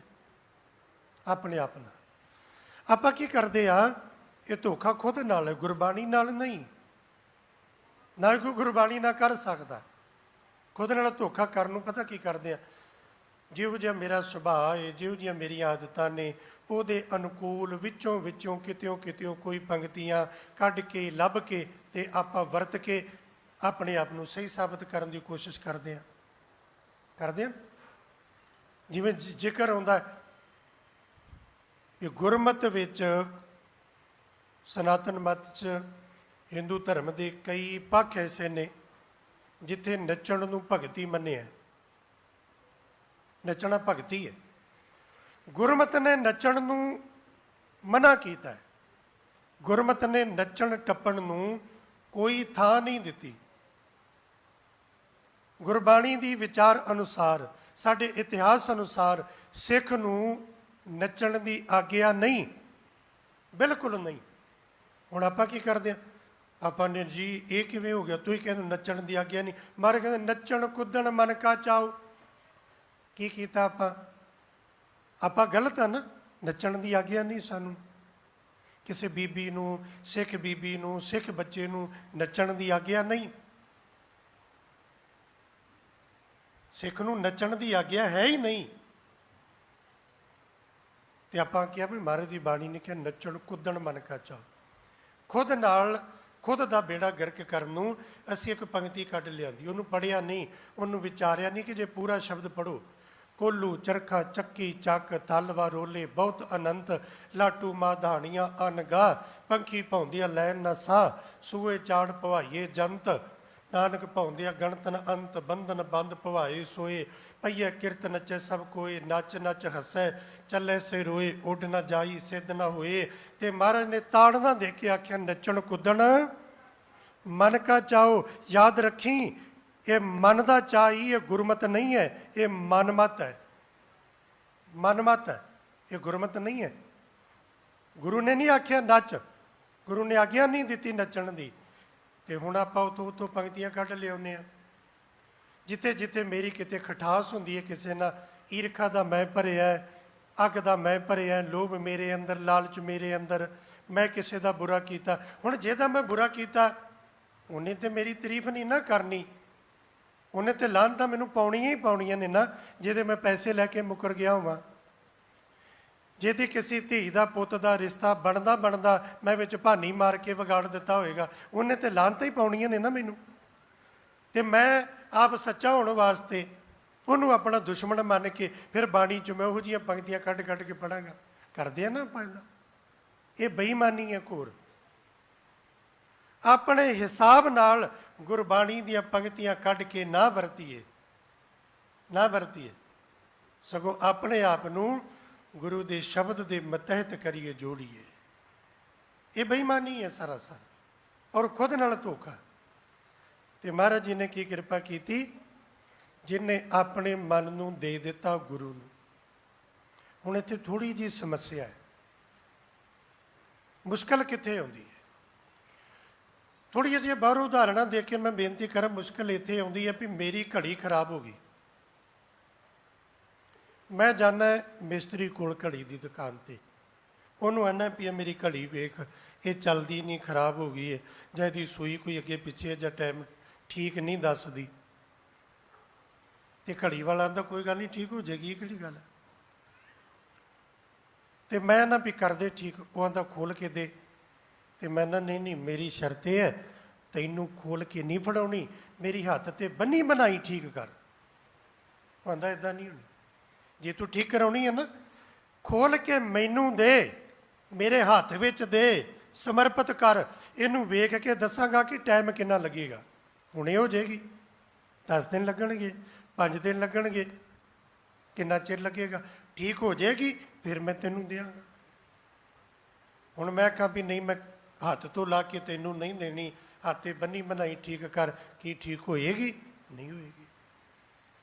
ਮੈਂ ਤੇ ਧੋਬੀ ਕੋਲ ਜਾਣਾ, ਆ ਮੇਰੇ ਕੱਪੜੇ ਪਾਏ ਦੇਖ, ਮੈਲੇ ਨਹੀਂ, ਮੈਲੇ ਨੇ, ਵੱਟ ਪਏ ਹੋਏ ਨੇ, ਪਏ ਨੇ, ਇਹਨਾਂ ਮੇਰੇ ਕੱਪੜਿਆਂ ਨੂੰ ਧੋ ਦੇ, ਇਹਨਾਂ ਨੂੰ ਪ੍ਰੈਸ ਵੀ ਕਰ ਦੇ, ਵੱਟ ਵੀ ਕੱਢ ਦੇ। ਉਹ ਧੋਬੀ ਆਖਦਾ ਮੈਨੂੰ ਲਾ ਕੇ ਦੇ, ਮੈਂ ਆਖਦਾ ਨਹੀਂ ਨਹੀਂ, ਲਾ ਕੇ ਨਹੀਂ ਦੇਣੇ, ਇਹ ਪੈ ਪਵਾਈ ਧੋ ਕੇ ਦੇ, ਪੈ ਪਵਾਈ ਪ੍ਰੈਸ ਕਰ। ਉਹ ਧੋਬੀ ਮੱਥੇ ਨੂੰ ਹੱਥ ਮਾਰੇਗਾ, ਕਿਹੋ ਜਿਹਾ ਆਇਆ ਹੈ ਇਹ, ਪੈ ਪਵਾਈ ਕਿਵੇਂ ਧੋ ਕੇ ਦਾ? ਇਹ ਲਾ ਕੇ ਮੈਨੂੰ ਦੇ, ਸਮਰਪਿਤ ਕਰ, ਫਿਰ ਮੈਂ ਇਹਦੀ ਮੈਲ ਕੱਢਾਂਗਾ।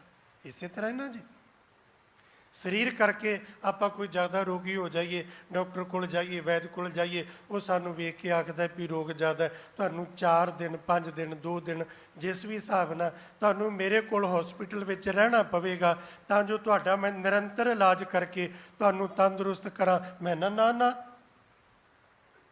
ਮੈਂ ਤੇਰੇ ਕੋਲ ਨਹੀਂ ਰਹਿਣਾ, ਮੈਂ ਐਡਮਿਟ ਨਹੀਂ ਹੋਣਾ, ਮੈਂ ਆਪਣੇ ਘਰ ਜਾਣਾ ਹੈ, ਮੈਂ ਦੁਕਾਨ 'ਤੇ ਜਾਣਾ ਹੈ, ਮੈਂ ਕੰਮਕਾਰ 'ਤੇ ਜਾਣਾ ਹੈ, ਮੈਨੂੰ ਉਸੇ ਤਰ੍ਹਾਂ ਠੀਕ ਕਰ। ਕਿਵੇਂ ਠੀਕ ਕਰੇਗਾ? ਨਹੀਂ ਨਾ ਕਰ ਸਕਦਾ। ਆਹੀ ਹਾਲਤ ਅਸੀਂ, ਇਹੀ ਆਪਣਾ ਸੁਭਾਅ ਅਸੀਂ ਗੁਰੂ ਨਾਲ ਵਰਤਦੇ ਹਾਂ। ਆਦਤ ਹੁੰਦੀ ਨਾ ਬੰਦੇ ਦੀ, ਆਦਤ ਸੁਭਾਅ, ਉਹ ਬੰਦਾ ਹਰ ਜਗ੍ਹਾ ਉਹੀ ਆਦਤ ਵਰਤਦਾ। ਇਹੀ ਸੁਭਾਅ ਅਸੀਂ ਗੁਰੂ ਨਾਲ ਵਰਤਦੇ ਹਾਂ। ਮਹਾਰਾਜ ਜੀ, ਮੈਂ ਝੂਠ ਬੋਲਣਾ ਨਹੀਂ ਛੱਡਣਾ, ਮੈਂ ਬੇਈਮਾਨੀ ਨਹੀਂ ਛੱਡਣੀ, ਧੋਖਾ ਨਹੀਂ ਛੱਡਣਾ, ਠੱਗੀ ਠੋਰੀ ਨਹੀਂ ਛੱਡਣੀ, ਸਾਰੇ ਕੰਮ ਕਰਨੇ ਨੇ। ਇਸੇ ਤਰ੍ਹਾਂ ਕਰਦਿਆਂ ਕਰਦਿਆਂ ਮੇਰੇ ਮਨ ਨੂੰ ਤੁਸੀਂ ਠੀਕ ਕਰ ਦਿਓ, ਮੇਰੇ ਅੰਦਰ ਗੁਰਮਤਿ ਆ ਜਾਏ, ਝੂਠ ਬੋਲਦਿਆਂ ਗੁਰਮਤਿ ਆ ਜਾਏ, ਪਾਪ ਕਰਦਿਆਂ ਗੁਰਮਤਿ ਆ ਜਾਏ, ਸ਼ਰਾਬ ਪੀਂਦਿਆਂ ਗੁਰਮਤਿ ਆ ਜਾਏ, ਠੱਗੀ ਠੋਰੀ ਕਰਦਿਆਂ ਗੁਰਮਤਿ ਆ ਜਾਏ। ਮਨ ਗੁਰੂ ਨੂੰ ਸਮਰਪਿਤ ਨਹੀਂ ਕਰਨਾ। ਹੁਣ ਸਤਿਗੁਰੂ ਆਂਦੇ ਵੀ ਮਨ ਤੂੰ ਦੇ ਕੇ ਰਾਜੀ ਨਹੀਂ, ਤੇ ਗੁਰੂ ਤੇ ਮਨ ਹੀ ਮੰਗਦਾ, ਤੁਹਾਡੇ ਕੋਲ ਹੋਰ ਤੇ ਕੁਝ ਮੰਗਦਾ ਹੀ ਨਹੀਂ। ਤੇ ਕਬੀਰ ਸਾਹਿਬ ਤੋਂ ਪੁੱਛੋ ਵੀ ਕਬੀਰ ਸਾਹਿਬ ਏਡੀ ਉੱਚੀ ਅਵਸਥਾ ਕਿਵੇਂ ਪਹੁੰਚ ਗਏ, ਕਿਵੇਂ ਰੱਬ ਮਿਲਿਆ, ਇੰਨੀ ਬਹਾਦਰੀ ਕਿਵੇਂ ਆਈ, ਇੰਨੀ ਸੂਰਮਤਾਈ ਕਿਵੇਂ ਆਈ ਕਿ ਕਾਸ਼ੀ ਵਿੱਚ ਰਹਿ ਕੇ ਤੇ ਪਖੰਡ ਦੇ, ਜ਼ਬਰ ਦੇ, ਧੱਕੇ ਦੇ, ਅਨਿਆਏ ਦੇ, ਝੂਠ ਦੇ, ਪਖੰਡ ਦੇ ਖਿਲਾਫ ਬੋਲ ਪਏ? ਕਿਵੇਂ ਆਈ? ਕਹਿੰਦੇ ਰੱਬ ਨੇ ਤਾਕਤ ਦਿੱਤੀ, ਰੱਬ ਨੇ ਸਮਝ ਦਿੱਤੀ, ਰੱਬ ਨੇ ਗਿਆਨ ਦਿੱਤਾ। ਆਇਆ ਕਿਵੇਂ? ਰੱਬ ਨਾਲ ਸਾਂਝ ਕਿਵੇਂ ਪਈ? ਕਿਵੇਂ ਵੀ ਨਾ ਪਈ। ਕੰਚਨ ਸਿਉ ਪਾਈਏ ਨਹੀਂ ਤੋਲ, ਮਨ ਦੇ ਰਾਮ ਲਿਆ ਹੈ ਮੂਲ। ਮਨ ਦੇ ਕੇ ਜਦੋਂ ਆਪਣਾ ਮਨ ਗੁਰੂ ਨੂੰ ਦਈਏ, ਦੇ ਦਈਏ, ਚਰਨਾਂ 'ਚ ਰੱਖ ਦਈਏ, ਸਮਰਪਿਤ ਕਰ ਦਈਏ, ਪਾਤਸ਼ਾਹ ਤੁਸੀਂ ਇਹਦੇ 'ਤੇ ਕਿਰਪਾ ਕਰੋ। ਮੇਰੇ ਸਤਿਗੁਰੂ ਫਿਰ ਪਤਾ ਕੀ ਕਰਦੇ ਨੇ, ਅੰਦਰ ਜਿੰਨੀ ਇਹਦੇ ਬੁਰਿਆਈ ਹੈ ਨਾ, ਇਹ ਗੁਰ ਬੇਨਤੀ ਕਰਾਂ, ਇਹ ਹੁਣ ਗੁਰੂ ਦੀ ਮਰਜ਼ੀ ਹੈ। ਗੁਰੂ ਚਾਹੇ ਹੁਣੇ ਕਰਦਾ, ਗੁਰੂ ਚਾਹੇ ਸਾਲ ਲਾਵੇ, ਤੇ ਗੁਰੂ ਚਾਹੇ ਤੇ ਗੁਰੂ ਅਮਰਦਾਸ ਮਹਾਰਾਜ ਜੀ ਤੋਂ 12 ਸਾਲ ਗਾਗਰ ਢੁਆਵੇ। ਇਹ ਗੁਰੂ ਦੀ ਮਰਜ਼ੀ। ਗੁਰੂ ਚਾਹੇ ਤੇ ਕਰ ਹੁਕਮ, ਮਸਤਕ ਹੱਥ ਧਰ, ਵਿੱਚੋਂ ਮਾਰ ਕੱਢੀਆਂ, ਬੁਰਾਈਆਂ ਉਸੇ ਵੇਲੇ ਕਰ ਦੇਵੇ। ਗੁਰੂ ਚਾਹੇ ਤੇ ਉਸੇ ਵੇਲੇ ਕਰ ਦੇਵੇ। ਤੇ ਗੁਰੂ ਚਾਹੇ ਤੇ ਆਖੇ ਵੀ ਅਜੇ ਭਾਂਡੇ ਮਾਂਜ, ਗੁਰੂ ਚਾਹੇ ਤੇ ਆਖੇ ਵੀ ਅਜੇ ਲੰਗਰ 'ਚ ਸੇਵਾ ਕਰ, ਜੇ ਲੱਕੜਾ ਲੈ ਕੇ ਆ ਭਾਈ ਆਦਮ। ਇਹ ਗੁਰੂ ਦੀ ਮਰਜ਼ੀ ਹੈ। ਗੁਰੂ ਜਿਸ ਤਰ੍ਹਾਂ ਚਾਹੇ, ਜਿਵੇਂ ਚਾਹੇ। ਜੇ ਗੁਰੂ ਚਾਹੇ ਤੇ ਇੱਕ ਖਿੰਨ ਵੀ ਨਹੀਂ ਲੱਗਦਾ। ਕਿਰਪਾ ਦ੍ਰਿਸ਼ਟ ਤਨ ਜਾਹੇ ਨਿਹਰ ਹੋ, ਤਾਂ ਕਿ ਤਾਪ ਤਨਕ ਮੁਹਰ ਹੋ। ਕਿ ਜਦੋਂ ਗੁਰੂ ਨੂੰ ਮਨ ਦੇ ਦਿੱਤਾ, ਮਨ ਗੁਰੂ ਦੇ ਸ਼ਬਦ ਦੇ ਅਧੀਨ ਹੋ ਗਿਆ, ਗੁਰੂ ਦੇ ਸ਼ਬਦ ਦੇ ਮਤਹਿਤ ਹੋ ਗਿਆ, ਗੁਰੂ ਨੇ ਕੀ ਕੀਤਾ? ਵਿੱਚੋਂ ਮਾਰ ਕੱਢੀਆਂ ਬੁਰਾਈਆਂ। ਡਾਕਟਰ ਆਪਰੇਸ਼ਨ ਕਰਦਾ ਨਾ, ਜੋ ਅੰਦਰ ਬੁਰਾਈ ਹੁੰਦੀ ਹੈ ਕੱਢ ਕੇ ਬਾਹਰ ਕਰ ਦਿੰਦਾ, ਠੀਕ ਠੀਕ ਰਹਿਣ ਦਿੰਦਾ ਤੇ ਤੰਦਰੁਸਤ ਕਰਕੇ ਭੇਜ ਦਿੰਦਾ। ਗੁਰੂ ਨੇ ਕਿਰਪਾ ਕੀਤੀ, ਅੰਦਰੋਂ ਬੁਰਾਈ ਮਾਰਤੀ, ਬੁਰਾਈ ਮਾਰਤੀ। ਜਿਹੜਾ ਮਨ ਬੁਰੇ ਬੁਰੇ ਪਾਸੇ ਭੱਜਦਾ ਹੈ ਨਾ, ਉਹ ਸਾਰੀ ਬੁਰਾਈ ਮਾਰਤੀ। ਹੁਣ ਕੀ ਹੋਇਆ? ਮੂਏ ਕਉ ਕਹੁ ਮਾਰੇ ਕੌਣ। ਜਿਸ ਮਨ ਨੂੰ ਮੇਰੇ ਗੁਰੂ ਨੇ ਮਾਰ ਦਿੱਤਾ, ਉਹ ਬੁਰੀ ਸੋਚ ਦਾ ਹਿੱਸਾ ਹੀ ਗੁਰੂ ਨੇ ਮਾਰ ਦਿੱਤਾ। ਜਿੱਥੇ ਬੁਰਾਈਆਂ ਉਪਜਦੀਆਂ ਨੇ, ਦੂਸਰੇ ਦਾ ਖੋਲ੍ਹਵਾਂ, ਇਹਦਾ ਖੋਲ੍ਹਵਾਂ, ਇਹਦਾ ਬਣਦਾ ਕੰਮ ਵਿਗਾੜਦਾ। ਮੈਂ ਪਿੰਡਾਂ ਥਾਵਾਂ ਵਿੱਚ ਵੇਖਿਆ, ਹੋਰ ਕੁਝ ਨਹੀਂ ਨਾ, ਕਿ ਗਵਾਂਢੀ ਨੇ ਚੰਗੀ ਗੱਡੀ ਲਈ ਹੈ, ਬਾਹਰ ਖਲੋਤੀ, ਤੁਰੇ ਤੁਰੇ ਜਾਂਦੇ ਉਹਨੂੰ ਝਰੀਟ ਹੀ ਪਾ ਜਾਓ, ਹੋਰ ਕੁਝ ਨਹੀਂ, ਤੇ ਉਹਦੀ ਹਵਾ ਹੀ ਕੱਢ ਜਾਓ, ਹੋਰ ਕੁਝ ਨਹੀਂ, ਤੰਗ ਤੇ ਹੋਵੇ। ਉਹਦੀ ਗੱਡੀ ਨੂੰ ਝਰੀਟਾਂ ਪਾ ਕੇ ਮੈਨੂੰ ਕੁਝ ਨਹੀਂ ਮਿਲਿਆ, ਪਰ ਉਹਨੂੰ ਦੁਖੀ ਕਰਕੇ ਸਕੂਨ ਜ਼ਰੂਰ ਮਿਲਿਆ। ਇਹ ਜਿਹੜੀਆਂ ਆਦਤਾਂ ਨੇ ਨਾ, ਜਿੰਨੀਆਂ ਵੀ ਬੁਰਾਈਆਂ ਅੰਦਰੋਂ ਉਪਜਦੀਆਂ ਨੇ, ਗੁਰੂ ਨੇ ਮਾਰਤੀਆਂ। ਤੇ ਜਦੋਂ ਗੁਰੂ ਨੇ ਸਾਰੀਆਂ ਬੁਰਾਈਆਂ ਮਾਰਤੀਆਂ, ਮਨ ਬੁਰੇ ਕਰਮਾਂ ਵਾਲੇ ਪਾਸੇ ਤੋਂ ਮਰ ਗਿਆ, ਮਰ ਗਿਆ। ਉਹਨੂੰ ਹੁਣ ਕਹੋ ਮਾਰੇ ਕੌਣ? ਉਹਨੂੰ ਹੁਣ ਕੌਣ ਮਾਰ ਸਕਦਾ? ਉਹਨੂੰ ਹੁਣ ਕਾਮ ਨਹੀਂ ਮਾਰ ਸਕਦਾ, ਉਹਨੂੰ ਕ੍ਰੋਧ ਨਹੀਂ ਮਾਰ ਸਕਦਾ, ਉਹਨੂੰ ਲੋਭ ਨਹੀਂ ਮਾਰ ਸਕਦਾ, ਉਹਨੂੰ ਤ੍ਰਿਸ਼ਨਾ ਨਹੀਂ ਮਾਰ ਸਕਦੀ, ਉਹਨੂੰ ਈਰਖਾ ਨਹੀਂ ਮਾਰ ਸਕਦੀ, ਕਿਉਂਕਿ ਗੁਰੂ ਨੇ ਇਹ ਸਾਰੀਆਂ ਬੁਰਾਈਆਂ ਮਾਰਤੀਆਂ।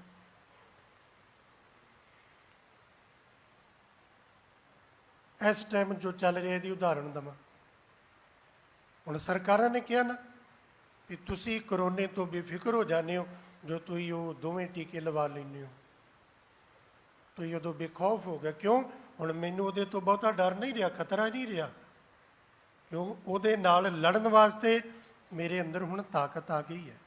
ਇਹੀ ਨਾ ਜੀ, ਗੁਰੂ ਦੇ ਸ਼ਬਦ ਨੇ, ਗੁਰ ਕਾ ਸ਼ਬਦ ਮਨੈ ਅਸਤੰਭਨ, ਇਸ ਮਨ ਨੂੰ ਇਹਨਾਂ ਬਲਵਾਨ ਕਰ ਦਿੱਤਾ। ਇਹਦੇ ਅੰਦਰ ਦੀਆਂ ਬੁਰਾਈਆਂ ਖਤਮ ਹੋ ਗਈਆਂ, ਤੇ ਬਾਹਰੋਂ ਕੋਈ ਬੁਰਾਈ ਆਵੇ ਉਹਦੇ ਨਾਲ ਲੜਨ ਲਈ ਹੁਣ ਸ਼ੇਰ ਹੋ ਗਿਆ। ਦੱਸੋ ਹੁਣ ਇਸ ਮਨ ਨੂੰ ਕੌਣ ਮਾਰ ਸਕਦਾ ਹੈ? ਕੌਣ ਮਾਰ ਸਕਦਾ ਹੈ? ਉਹ ਮਨ ਹੈ। ਭਾਈ ਮਤੀ ਦਾਸ ਮਨ ਹੈ, ਭਾਈ ਸਤੀ ਦਾਸ ਮਨ ਹੈ, ਭਾਈ ਦਿਆਲਾ ਜੀ ਮਨ ਹੈ, ਜਿਹਨੂੰ ਔਰੰਗਜ਼ੇਬ ਮਾਰ ਨਹੀਂ ਸਕਿਆ।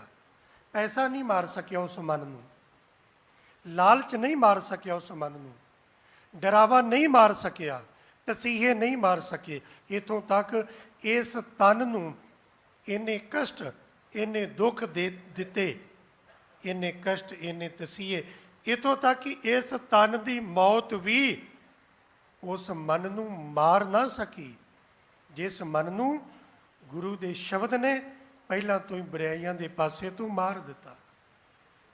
ਮੂਹੇ ਕੋ ਜਿਹੜਾ ਮਨ ਗੁਰੂ ਨੇ ਮਾਰ ਦਿੱਤਾ, ਗੁਰੂ ਦੇ ਸ਼ਬਦ ਨਾਲ ਮਰ ਗਿਆ, ਉਹਨੂੰ ਦੱਸੋ ਕੌਣ ਮਾਰ ਸਕਦਾ? ਨਿਡਰੇ ਕੋ ਕੈਸਾ ਡਰ ਕਮਨ। ਡਰ ਕਿਹਨੂੰ ਹੁੰਦਾ ਹੈ? ਮਹਾਰਾਜ ਦੀ ਬਾਣੀ ਆਖਦੀ, ਸੋ ਡਰੇ ਜੋ ਪਾਪ ਕਮਾਉਂਦਾ ਧਰਮੀ ਵਿਕਸੇਤ। ਧਰਮੀ ਬੰਦਾ ਹਮੇਸ਼ਾ ਖੁਸ਼ ਰਹਿੰਦਾ, ਤੇ ਪਾਪੀ ਬੰਦੇ ਦਾ ਅੰਦਰ ਹਮੇਸ਼ਾ ਕੰਬਦਾ ਰਹਿੰਦਾ, ਡਰਦਾ ਰਹਿੰਦਾ। ਪਾਪੀ ਬੰਦਾ ਡਰਦਾ ਨਾ, ਤੇ ਸਿਆਣਿਆਂ ਦੇ ਚੋਰ ਨਹੀਂ, ਚੋਰ ਦੇ ਭਾਈ ਨਹੀਂ, ਕਾਹਦਾ ਡਰ? ਪੱਲੇ ਹੋਵੇ ਸੱਚ ਤੇ ਕੋਠੇ ਚੜ੍ਹ ਕੇ ਨੱਚ, ਆਪਣੇ ਬਜ਼ੁਰਗ ਕਹਿੰਦੇ ਸੀ ਨਾ। ਉਹ ਕਾਹਦੇ ਲਈ? ਭਾਵੇਂ ਕਿ ਜਿਹੜਾ ਬੰਦਾ ਬੁਰਾ ਨਹੀਂ ਕਰਦਾ ਉਹ ਕਿਸੇ ਤੋਂ ਨਹੀਂ ਡਰਦਾ, ਕਿਸੇ ਤੋਂ ਨਹੀਂ ਡਰਦਾ। ਤੇ ਜਿਹਨੇ ਲੋਕਾਂ ਦਾ ਬੁਰਾ ਕੀਤਾ ਹੁੰਦਾ ਨਾ, ਉਹ ਰਸਤੇ ਤੇ ਤੁਰਿਆ ਜਾਵੇ ਨਾ ਰਾਤ ਨੂੰ ਕਿਤੇ, ਤੇ ਝਾੜੀਆਂ ਹਿੱਲਣ, ਤੇ ਉਹ ਝਾੜੀਆਂ ਤੋਂ ਹੀ ਡਰੀ ਜਾਂਦਾ ਵੀ ਇੱਥੇ ਨਾ ਕੋਈ ਬੈਠਾ ਹੋਵੇ, ਕਿਉਂਕਿ ਆਪ ਉਹ ਵੀ ਇਹਦਾ ਦੁਸ਼ਮਣ ਹੈ, ਤੇ ਉਹਨੂੰ ਡਰ ਹੀ ਲੱਗਣਾ। ਕਿਸੇ ਨਾਲ ਭਲਾ ਕੀਤਾ ਹੀ ਨਹੀਂ, ਜਦੋਂ ਵੀ ਕੀਤਾ ਕਿਸੇ ਦੀ ਜੜ ਹੀ ਪੁੱਟੀ ਹੈ, ਜਦੋਂ ਵੀ ਕੀਤਾ ਕਿਸੇ ਦਾ ਬੁਰਾ ਹੀ ਕੀਤਾ। ਜਦੋਂ ਵੀ ਕੀਤਾ ਕਿਸੇ ਦਾ ਮਾੜਾ ਹੀ ਕੀਤਾ ਤੇ ਉਹਨੂੰ ਤਾਂ ਡਰ ਲੱਗਣਾ ਹੀ ਹੈ ਨਾ। ਇਹ ਡਰ ਬਾਹਰੋਂ ਨਹੀਂ ਕਿਸੇ ਦਾ ਹੁੰਦਾ, ਡਰ ਆਪਣੇ ਅੰਦਰ ਦੀਆਂ ਬੁਰਾਈਆਂ ਦਾ ਹੁੰਦਾ, ਅੰਦਰ ਦੇ ਝੂਠ ਦਾ ਹੁੰਦਾ ਹੈ, ਅੰਦਰਲੇ ਪਾਪ ਦਾ ਹੁੰਦਾ ਹੈ। ਹੱਥ ਕੰਬਦੇ ਨੇ ਨਾ ਕਈਆਂ ਦੇ, ਲੱਤਾਂ ਕੰਬਦੀਆਂ, ਉਹ ਦੂਸਰਾ ਨਹੀਂ ਕੰਬਾ ਰਿਹਾ ਹੁੰਦਾ, ਡਰਾ ਰਿਹਾ ਹੁੰਦਾ, ਅੰਦਰਲੇ ਪਾਪ ਬੰਦੇ ਨੂੰ ਡਰਾਉਂਦੇ ਨੇ, ਕੰਬਾਉਂਦੇ ਨੇ। ਤੇ ਜਿਹਦਾ ਮਨ ਗੁਰੂ ਨੇ ਮਾਰ ਹੀ ਦਿੱਤਾ ਬੁਰਾਈਆਂ ਵਾਲਾ, ਜਿਹੜਾ ਪਾਪ ਕਰਦਾ ਹੀ ਨਹੀਂ, ਝੂਠ ਬੋਲਦਾ ਹੀ ਨਹੀਂ, ਬੁਰਾ ਵੇਖਦਾ ਹੀ ਨਹੀਂ, ਬੁਰਾ ਸੁਣਦਾ ਹੀ ਨਹੀਂ, ਉਹਨੂੰ ਕਾਹਦਾ ਡਰ? ਤੇ ਉਹਨੂੰ ਡਰਾ ਵੀ ਕੌਣ ਸਕਦਾ? ਡਰੇ ਕੋ ਕੈਸਾ ਡਰ ਕਮਨ, ਉਹਨੂੰ ਦੱਸੋ ਕਿਹਦਾ ਡਰ? ਸ਼ਬਦ ਪਛਾਣਿਆ ਤੀਨੇ ਪਾਉ। ਗੁਰੂ ਦੇ ਸ਼ਬਦ ਦੇ ਰਾਹੀਂ ਜਿਹਨੇ ਵਾਹਿਗੁਰੂ ਨੂੰ ਪਛਾਣ ਲਿਆ, ਰੱਬ ਨੂੰ ਪਛਾਣ ਲਿਆ, ਉਹਨੂੰ ਇਹ ਯਕੀਨ, ਵਿਸ਼ਵਾਸ, ਭਰੋਸਾ ਹੋ ਗਿਆ। ਔਰ ਉਹਦੇ ਅੰਦਰੋਂ ਇਹ ਆਵਾਜ਼ ਆਉਂਦੀ ਹੈ, ਤਿੰਨਾਂ ਭਵਨਾਂ ਵਿੱਚ ਮੇਰਾ ਰਾਖਾ, ਮੇਰਾ ਵਾਹਿਗੁਰੂ ਹਮੇਸ਼ਾ ਮੇਰੇ ਨਾਲ ਹੈ, ਹਰ ਵੇਲੇ ਨਾਲ ਹੈ।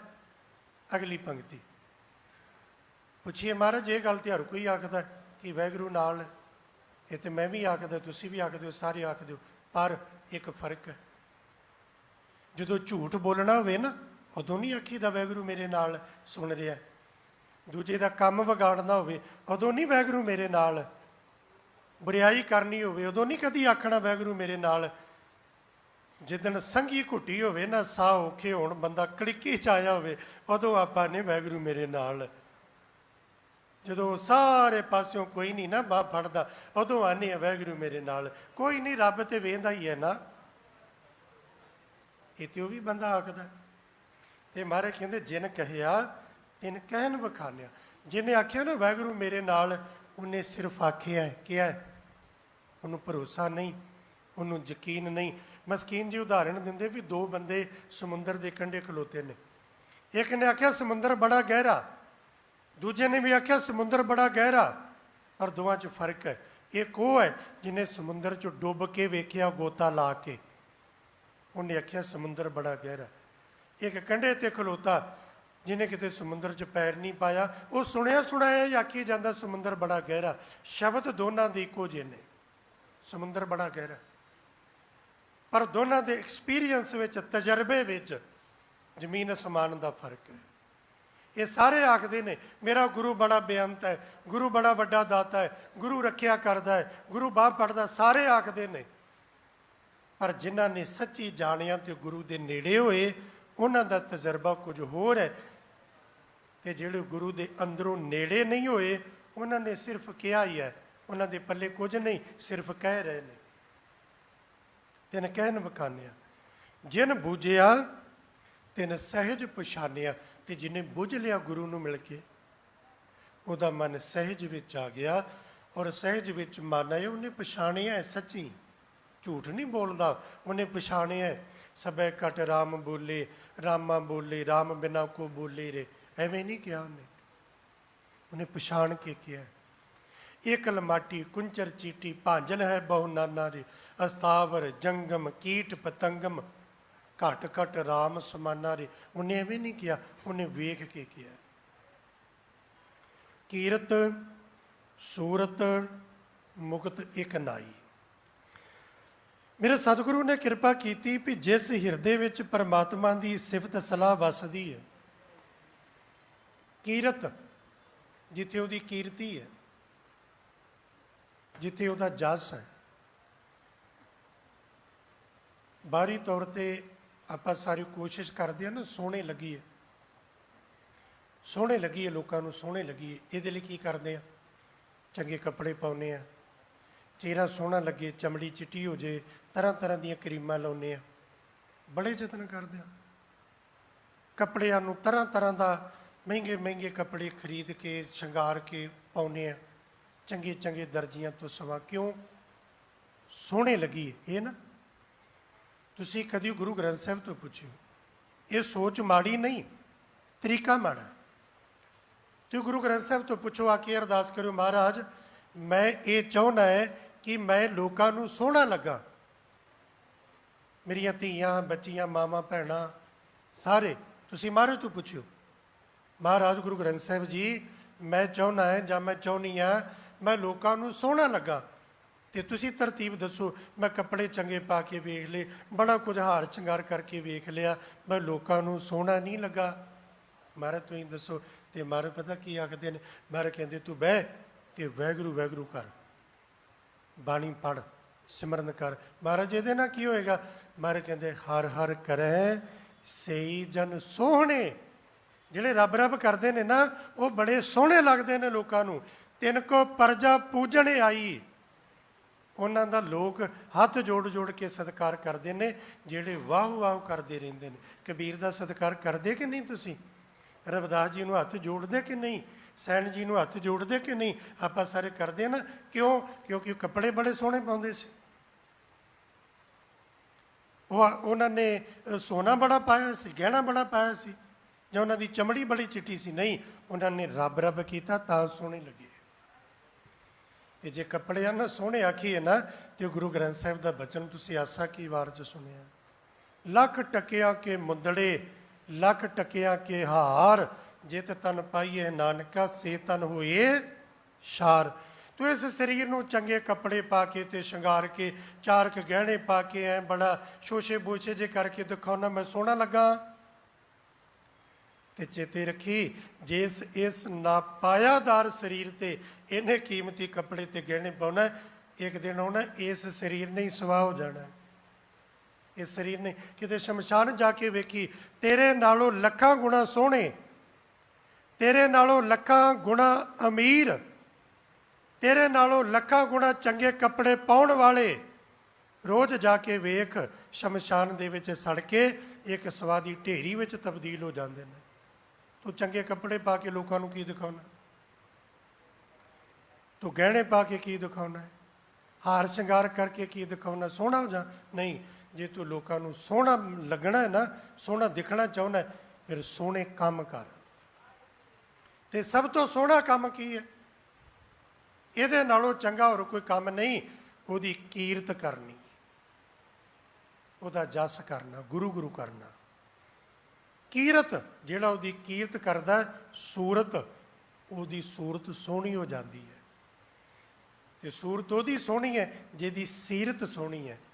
ਜਿਹਦੀ ਸੀਰਤ ਸੋਹਣੀ ਨਹੀਂ, ਉਹਦੀ ਸੋਹਣੀ ਸੂਰਤ ਕਿਸੇ ਕੰਮ ਦੀ ਨਹੀਂ, ਕਿਸੇ ਕੰਮ ਦੀ ਨਹੀਂ। ਮੁਕਤ ਇੱਕ ਨਾਈ, ਉਹ ਵਾਹਿਗੁਰੂ ਜੀ ਦਾ ਇੱਕ ਦਾ ਨਾਮ ਜਪ ਕੇ, ਇੱਕ ਨਾਲ ਜੁੜ ਕੇ ਪਦਾਰਥਾਂ ਬੁਰਾਈਆਂ ਵੱਲੋਂ ਮੁਕਤ ਹੋ ਗਿਆ। ਤੇ ਪਤਾ ਉਹਦੀ ਸੁਰਤ ਕਿੱਥੇ ਟਿਕ ਗਈ? ਤਹੀਂ ਨਿਰੰਜਨ ਰਹਿਆ ਸਮਾਈ। ਇਸ ਗੱਲ ਨਾਲ ਵੀ ਅਸੀਂ ਸਹਿਮਤ ਨਹੀਂ ਹੋਣਾ, ਕਿਉਂਕਿ ਇਹ ਤੇ ਅਸੀਂ ਮਰਨ ਤੋਂ ਬਾਅਦ ਦਾ ਸ਼ਬਦ ਲੱਭਿਆ ਵੀ ਮਹਾਰਾਜ ਇਹ ਫਲਾਣਾ ਮਰ ਗਿਆ, ਉਹਦੀ ਆਤਮਾ ਨੂੰ ਆਪਣੇ ਚਰਨਾਂ 'ਚ ਸਦੀਵ ਕਾਲ ਲਈ ਨਿਵਾਸ ਦੇਣਾ। ਇਹ ਤੇ ਮਰਨ ਤੋਂ ਬਾਅਦ ਮੁਕਤੀ ਦੀ ਗੱਲ। ਆਪਾਂ ਮਰਨ ਤੋਂ ਬਾਅਦ ਵਾਹਿਗੁਰੂ ਦੇ ਚਰਨਾਂ ਨਾਲ ਸਦੀਵੀ ਜੁੜੇ ਰਹਿਣਾ, ਉਹਦੇ ਚਰਨਾਂ 'ਚ ਥਾਂ ਮਿਲ ਜਾਣੀ, ਇਹ ਆਪਾਂ ਮਰਨ ਤੋਂ ਬਾਅਦ ਗੱਲ ਜੋੜੀ। ਬਾਹਰ ਕਹਿੰਦੇ ਨਹੀਂ, ਉਹਦੀ ਸੁਰਤ ਦਾ ਹਮੇਸ਼ਾ ਵਾਹਿਗੁਰੂ ਜੀ ਦੇ ਚਰਨਾਂ 'ਚ ਨਿਵਾਸ, ਹਮੇਸ਼ਾ। ਉਹ ਸਰੀਰ ਕਰਕੇ ਇਹ ਦੁਨੀਆਦਾਰੀ ਵਿੱਚ ਰਹਿੰਦਾ, ਕੰਮ ਕਾਰ ਕਰਦਾ, ਉਹਦੀ ਸੁਰਤ ਕਿੱਥੇ? ਸੁਰਤ ਕਿੱਥੇ? ਸੁਰਤ ਗੁਰੂ ਦੇ ਚਰਨਾਂ ਵਿੱਚ। ਤਹੀਂ ਨਿਰੰਜਨ ਰਹਿਆ ਸਮਾਈ, ਜਿੱਥੇ ਨਿਰੰਜਨ, ਜਿੱਥੇ ਵਾਹਿਗੁਰੂ, ਉੱਥੇ ਉਹਦੀ ਸੁਰਤ ਹੈ। ਨਿਜ ਕਰ ਵਿਆਪ ਰਹਿਆ ਨਿਜ ਠਾਈ। ਜਿਹਦੀ ਸੁਰਤ ਵਾਹਿਗੁਰੂ ਜੀ ਦੇ ਨਾਲ ਜੁੜੀ ਹੈ, ਉਹਦਾ ਹਿਰਦਾ ਰੂਪੀ ਘਰ ਵਾਹਿਗੁਰੂ ਜੀ ਦੇ ਵਸਣ ਦਾ ਥਾਂ ਬਣ ਗਿਆ, ਕਿਉਂਕਿ ਉਹ ਤੇ ਸਾਰੇ ਥਾਵਾਂ 'ਤੇ ਮੌਜੂਦ ਹੈ, ਸਾਰੇ ਥਾਵਾਂ 'ਤੇ ਮੌਜੂਦ ਹੈ। ਹੁਣ ਇਹ ਤੇ ਆਪਾਂ ਵੀ ਅਰਦਾਸ ਕਰਦੇ ਹਾਂ, ਸੱਚੇ ਪਾਤਸ਼ਾਹ ਮਹਾਰਾਜ ਜੀ ਕਿਰਪਾ ਕਰੋ, ਕਰ ਕਿਰਪਾ ਬਸੋ ਮੇਰੇ ਹਿਰਦਾ। ਅਰਦਾਸ ਕਰਦੇ ਨਾ, ਮੇਰੇ ਹਿਰਦੇ 'ਚ ਵਸ ਜਾ। ਤੇ ਥੋੜ੍ਹਾ ਜਿਹਾ ਖਿਆਲ ਕਰਿਓ, ਗੁਰੂ ਗ੍ਰੰਥ ਸਾਹਿਬ ਮਹਾਰਾਜ ਜੀ ਦੇ ਸਰੂਪ ਆਪਾਂ ਆਪਣੇ ਘਰ ਲਿਆਉਣੇ ਹੋਣ ਨਾ, ਘਰ ਦੀ ਕਿੰਨੀ ਸਫਾਈ ਤੇ ਕਿੰਨੀ ਤਿਆਰੀ ਕਰਦੇ ਆ। ਫਿਰ ਮਹਾਰਾਜ ਜੀ ਨੂੰ ਲੈ ਕੇ ਆਉਣੇ, ਮੈਲੀ ਥਾਂ 'ਤੇ ਮਹਾਰਾਜ ਜੀ ਨੂੰ ਆਪਾਂ ਕਦੀ ਵੀ ਨਹੀਂ ਲੈ ਕੇ ਆਉਂਦੇ। ਤੇ ਜਿਹਨੂੰ ਆਖਦਾ ਮੇਰੇ ਘਰ ਵਿੱਚ ਆ ਕੇ ਵਸ ਜਾ, ਇੱਥੇ ਆ ਕੇ ਵਸ ਜਾ, ਜਰਾ ਅੰਦਰ ਝਾਤੀ ਮਾਰ ਵੀ ਰਾਤੀ ਸ਼ਰਾਬ ਨਾ ਰੱਜਿਆ, ਤੇ ਸਵੇਰੇ ਆ ਕੇ ਅਰਦਾਸ, ਮਹਾਰਾਜ ਅੰਦਰ ਵਸ ਜਾ। ਜਿੱਥੋਂ ਸ਼ਰਾਬ ਦੀ ਬੂ ਆਵੇ ਉੱਥੇ, ਜਿੱਥੇ ਹੰਕਾਰ ਦੀ ਬੂ ਆਵੇ ਉੱਥੇ। ਅੱਜ ਦੁਸਹਿਰਾ ਨਾ, ਤੇ ਲੋਕਾਂ ਨੇ ਨਾ ਰਾਮ ਪੱਖੀ ਹੋਣਾ, ਬਹੁਤਿਆਂ ਨੇ ਰਾਮ ਪੱਖੀ। ਅਸੀਂ ਰਾਮ ਪੱਖੀ ਹਾਂ ਤੇ ਉਹਦੇ ਰਾਵਣ ਦੇ ਵਿਰੋਧੀ ਹਾਂ। ਰਾਮ ਦੇ ਪੱਖੀ ਉਹਨਾਂ ਨੇ ਵੀ ਹੋਣਾ ਹੈ ਜਿਹੜੇ ਆਪਣੇ ਪਿਓ ਦਾ ਸਤਿਕਾਰ ਨਹੀਂ ਕਰਦੇ। ਰਾਮ ਦੇ ਪੱਖ 'ਚ ਉਹਨਾਂ ਵੀ ਖਲੋਣਾ ਹੈ ਜਿਹੜੇ ਆਪਣੀ ਮਾਂ ਨੂੰ ਬੁਰਾ ਬੋਲਦੇ ਨੇ। ਰਾਮ ਦੇ ਪੱਖ 'ਚ ਉਹਨਾਂ ਵੀ ਅੱਜ ਖਲੋਣਾ ਹੈ ਜਿਨ੍ਹਾਂ ਨੇ ਮਾਂ ਨੂੰ ਘੁੱਟ ਪਾਣੀ ਦਾ ਨਹੀਂ ਦਿੱਤਾ। ਤੇ ਰਾਵਣ ਦੇ ਵਿਰੋਧੀ ਉਹਨਾਂ ਵੀ ਬਣਨਾ ਹੈ ਜਿਹੜੇ ਵਿਆਹ ਕਰਨ ਵੇਲੇ ਦਾਜ ਮੰਗਦੇ ਨੇ। ਰਾਵਣ ਦੇ ਵਿਰੋਧੀ ਉਹਨਾਂ ਵੀ ਹੋਣਾ ਹੈ ਜਿਹੜੇ ਧੀਆਂ ਨੂੰ ਕੁੱਖਾਂ 'ਚ ਮਾਰਦੇ ਨੇ। ਰਾਵਣ ਦੇ ਵਿਰੋਧੀ ਉਹਨਾਂ ਵੀ ਹੋਣਾ ਹੈ, ਰਾਵਣ ਦੇ ਪੁਤਲੇ ਉਹਨਾਂ ਵੀ ਸਾੜਦੇ ਨੇ ਜਿਹੜੇ ਪਰਾਈ ਇਸਤਰੀ ਦਾ ਰੂਪ ਵੇਖ ਕੇ ਜਿਨ੍ਹਾਂ ਦਾ ਮਨ ਲੁਭਾਏਮਾਨ ਹੋ ਜਾਂਦਾ ਹੈ। ਕਿਤੇ ਵਿਚਾਰ ਕੇ ਵੇਖਿਓ ਵੀ ਤੁਹਾਡਾ ਰਾਵਣ ਨਾਲ ਕੀ ਵਿਰੋਧ ਹੈ, ਤੁਸੀਂ ਰਾਵਣ ਦੀ ਕਿਉਂ ਵਿਰੋਧਤਾ ਕਰਦੇ ਹੋ? ਇਸ ਕਰਕੇ ਕਿ ਉਹ ਸੀਤਾ ਨੂੰ ਚੁੱਕ ਕੇ ਲੈ ਗਿਆ।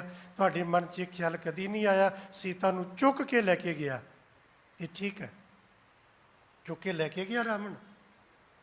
ਇਹ ਵੇਖਿਆ ਵੀ ਉਹ ਕਿੱਡਾ ਵਿਦਵਾਨ ਸੀ ਤੇ ਬ੍ਰਾਹਮਣ ਸੀ ਉਹ, ਇਹ ਵੇਖਿਆ ਕਿੱਡਾ ਵਿਦਵਾਨ ਸੀ, ਉਹਦਾ ਜੱਤ ਵੇਖਿਆ ਕਿੱਡਾ ਵੱਡਾ। ਸੀਤਾ ਨੂੰ ਚੁੱਕ ਕੇ ਲੈ ਕੇ ਗਿਆ, ਉਹਨੇ ਬੰਦੀ ਖਾਨੇ 'ਚ ਨਹੀਂ ਰੱਖਿਆ। ਸੀਤਾ ਨੂੰ ਚੁੱਕ ਕੇ ਲੈ ਕੇ ਗਿਆ, ਉਹਨੇ ਕੈਦੀ ਨਹੀਂ ਬਣਾਇਆ। ਸੀਤਾ ਨੂੰ ਚੁੱਕ ਕੇ ਲੈ ਕੇ ਗਿਆ, ਉਹਨੇ ਆਪਣੀਆਂ ਦਾਸੀਆਂ ਨੌਕਰਾਣੀਆਂ ਨੂੰ ਸੀਤਾ ਦੀ ਸੇਵਾ 'ਚ ਨਹੀਂ ਲਾਇਆ। ਇਹਦੀ ਸਭ ਤੋਂ ਵੱਡੀ ਪਟਰਾਣੀ ਸੀ ਮੰਦੋਦਰੀ। ਇਹਨੇ ਆਪਣੀ ਪਟਰਾਣੀ ਮੰਦੋਦਰੀ ਨੂੰ ਆਖਿਆ ਤੂੰ ਸੀਤਾ ਦੀ ਸੇਵਾ ਕਰਨੀ ਹੈ। ਇਤਿਹਾਸਕ ਵਾ ਨਾ, ਸੀਤਾ ਦੀ ਅਗਨੀ ਪ੍ਰੀਖਿਆ ਹੋਈ, ਅਗਨੀ ਪ੍ਰੀਖਿਆ ਹੋਈ। ਤੇ ਸੀਤਾ ਦੀ ਅਗਨੀ ਪ੍ਰੀਖਿਆ 'ਚ ਜੇ ਸੀਤਾ ਪਾਸ ਹੋਈ ਹੈ, ਇਹਦਾ ਸ਼੍ਰੇ ਕਿਹਨੂੰ ਦੋਗੇ, ਸੀਤਾ ਨੂੰ ਕਿ ਰਾਵਣ ਨੂੰ? ਜਿਹਦੇ ਕੋਲ ਰਹਿ ਕੇ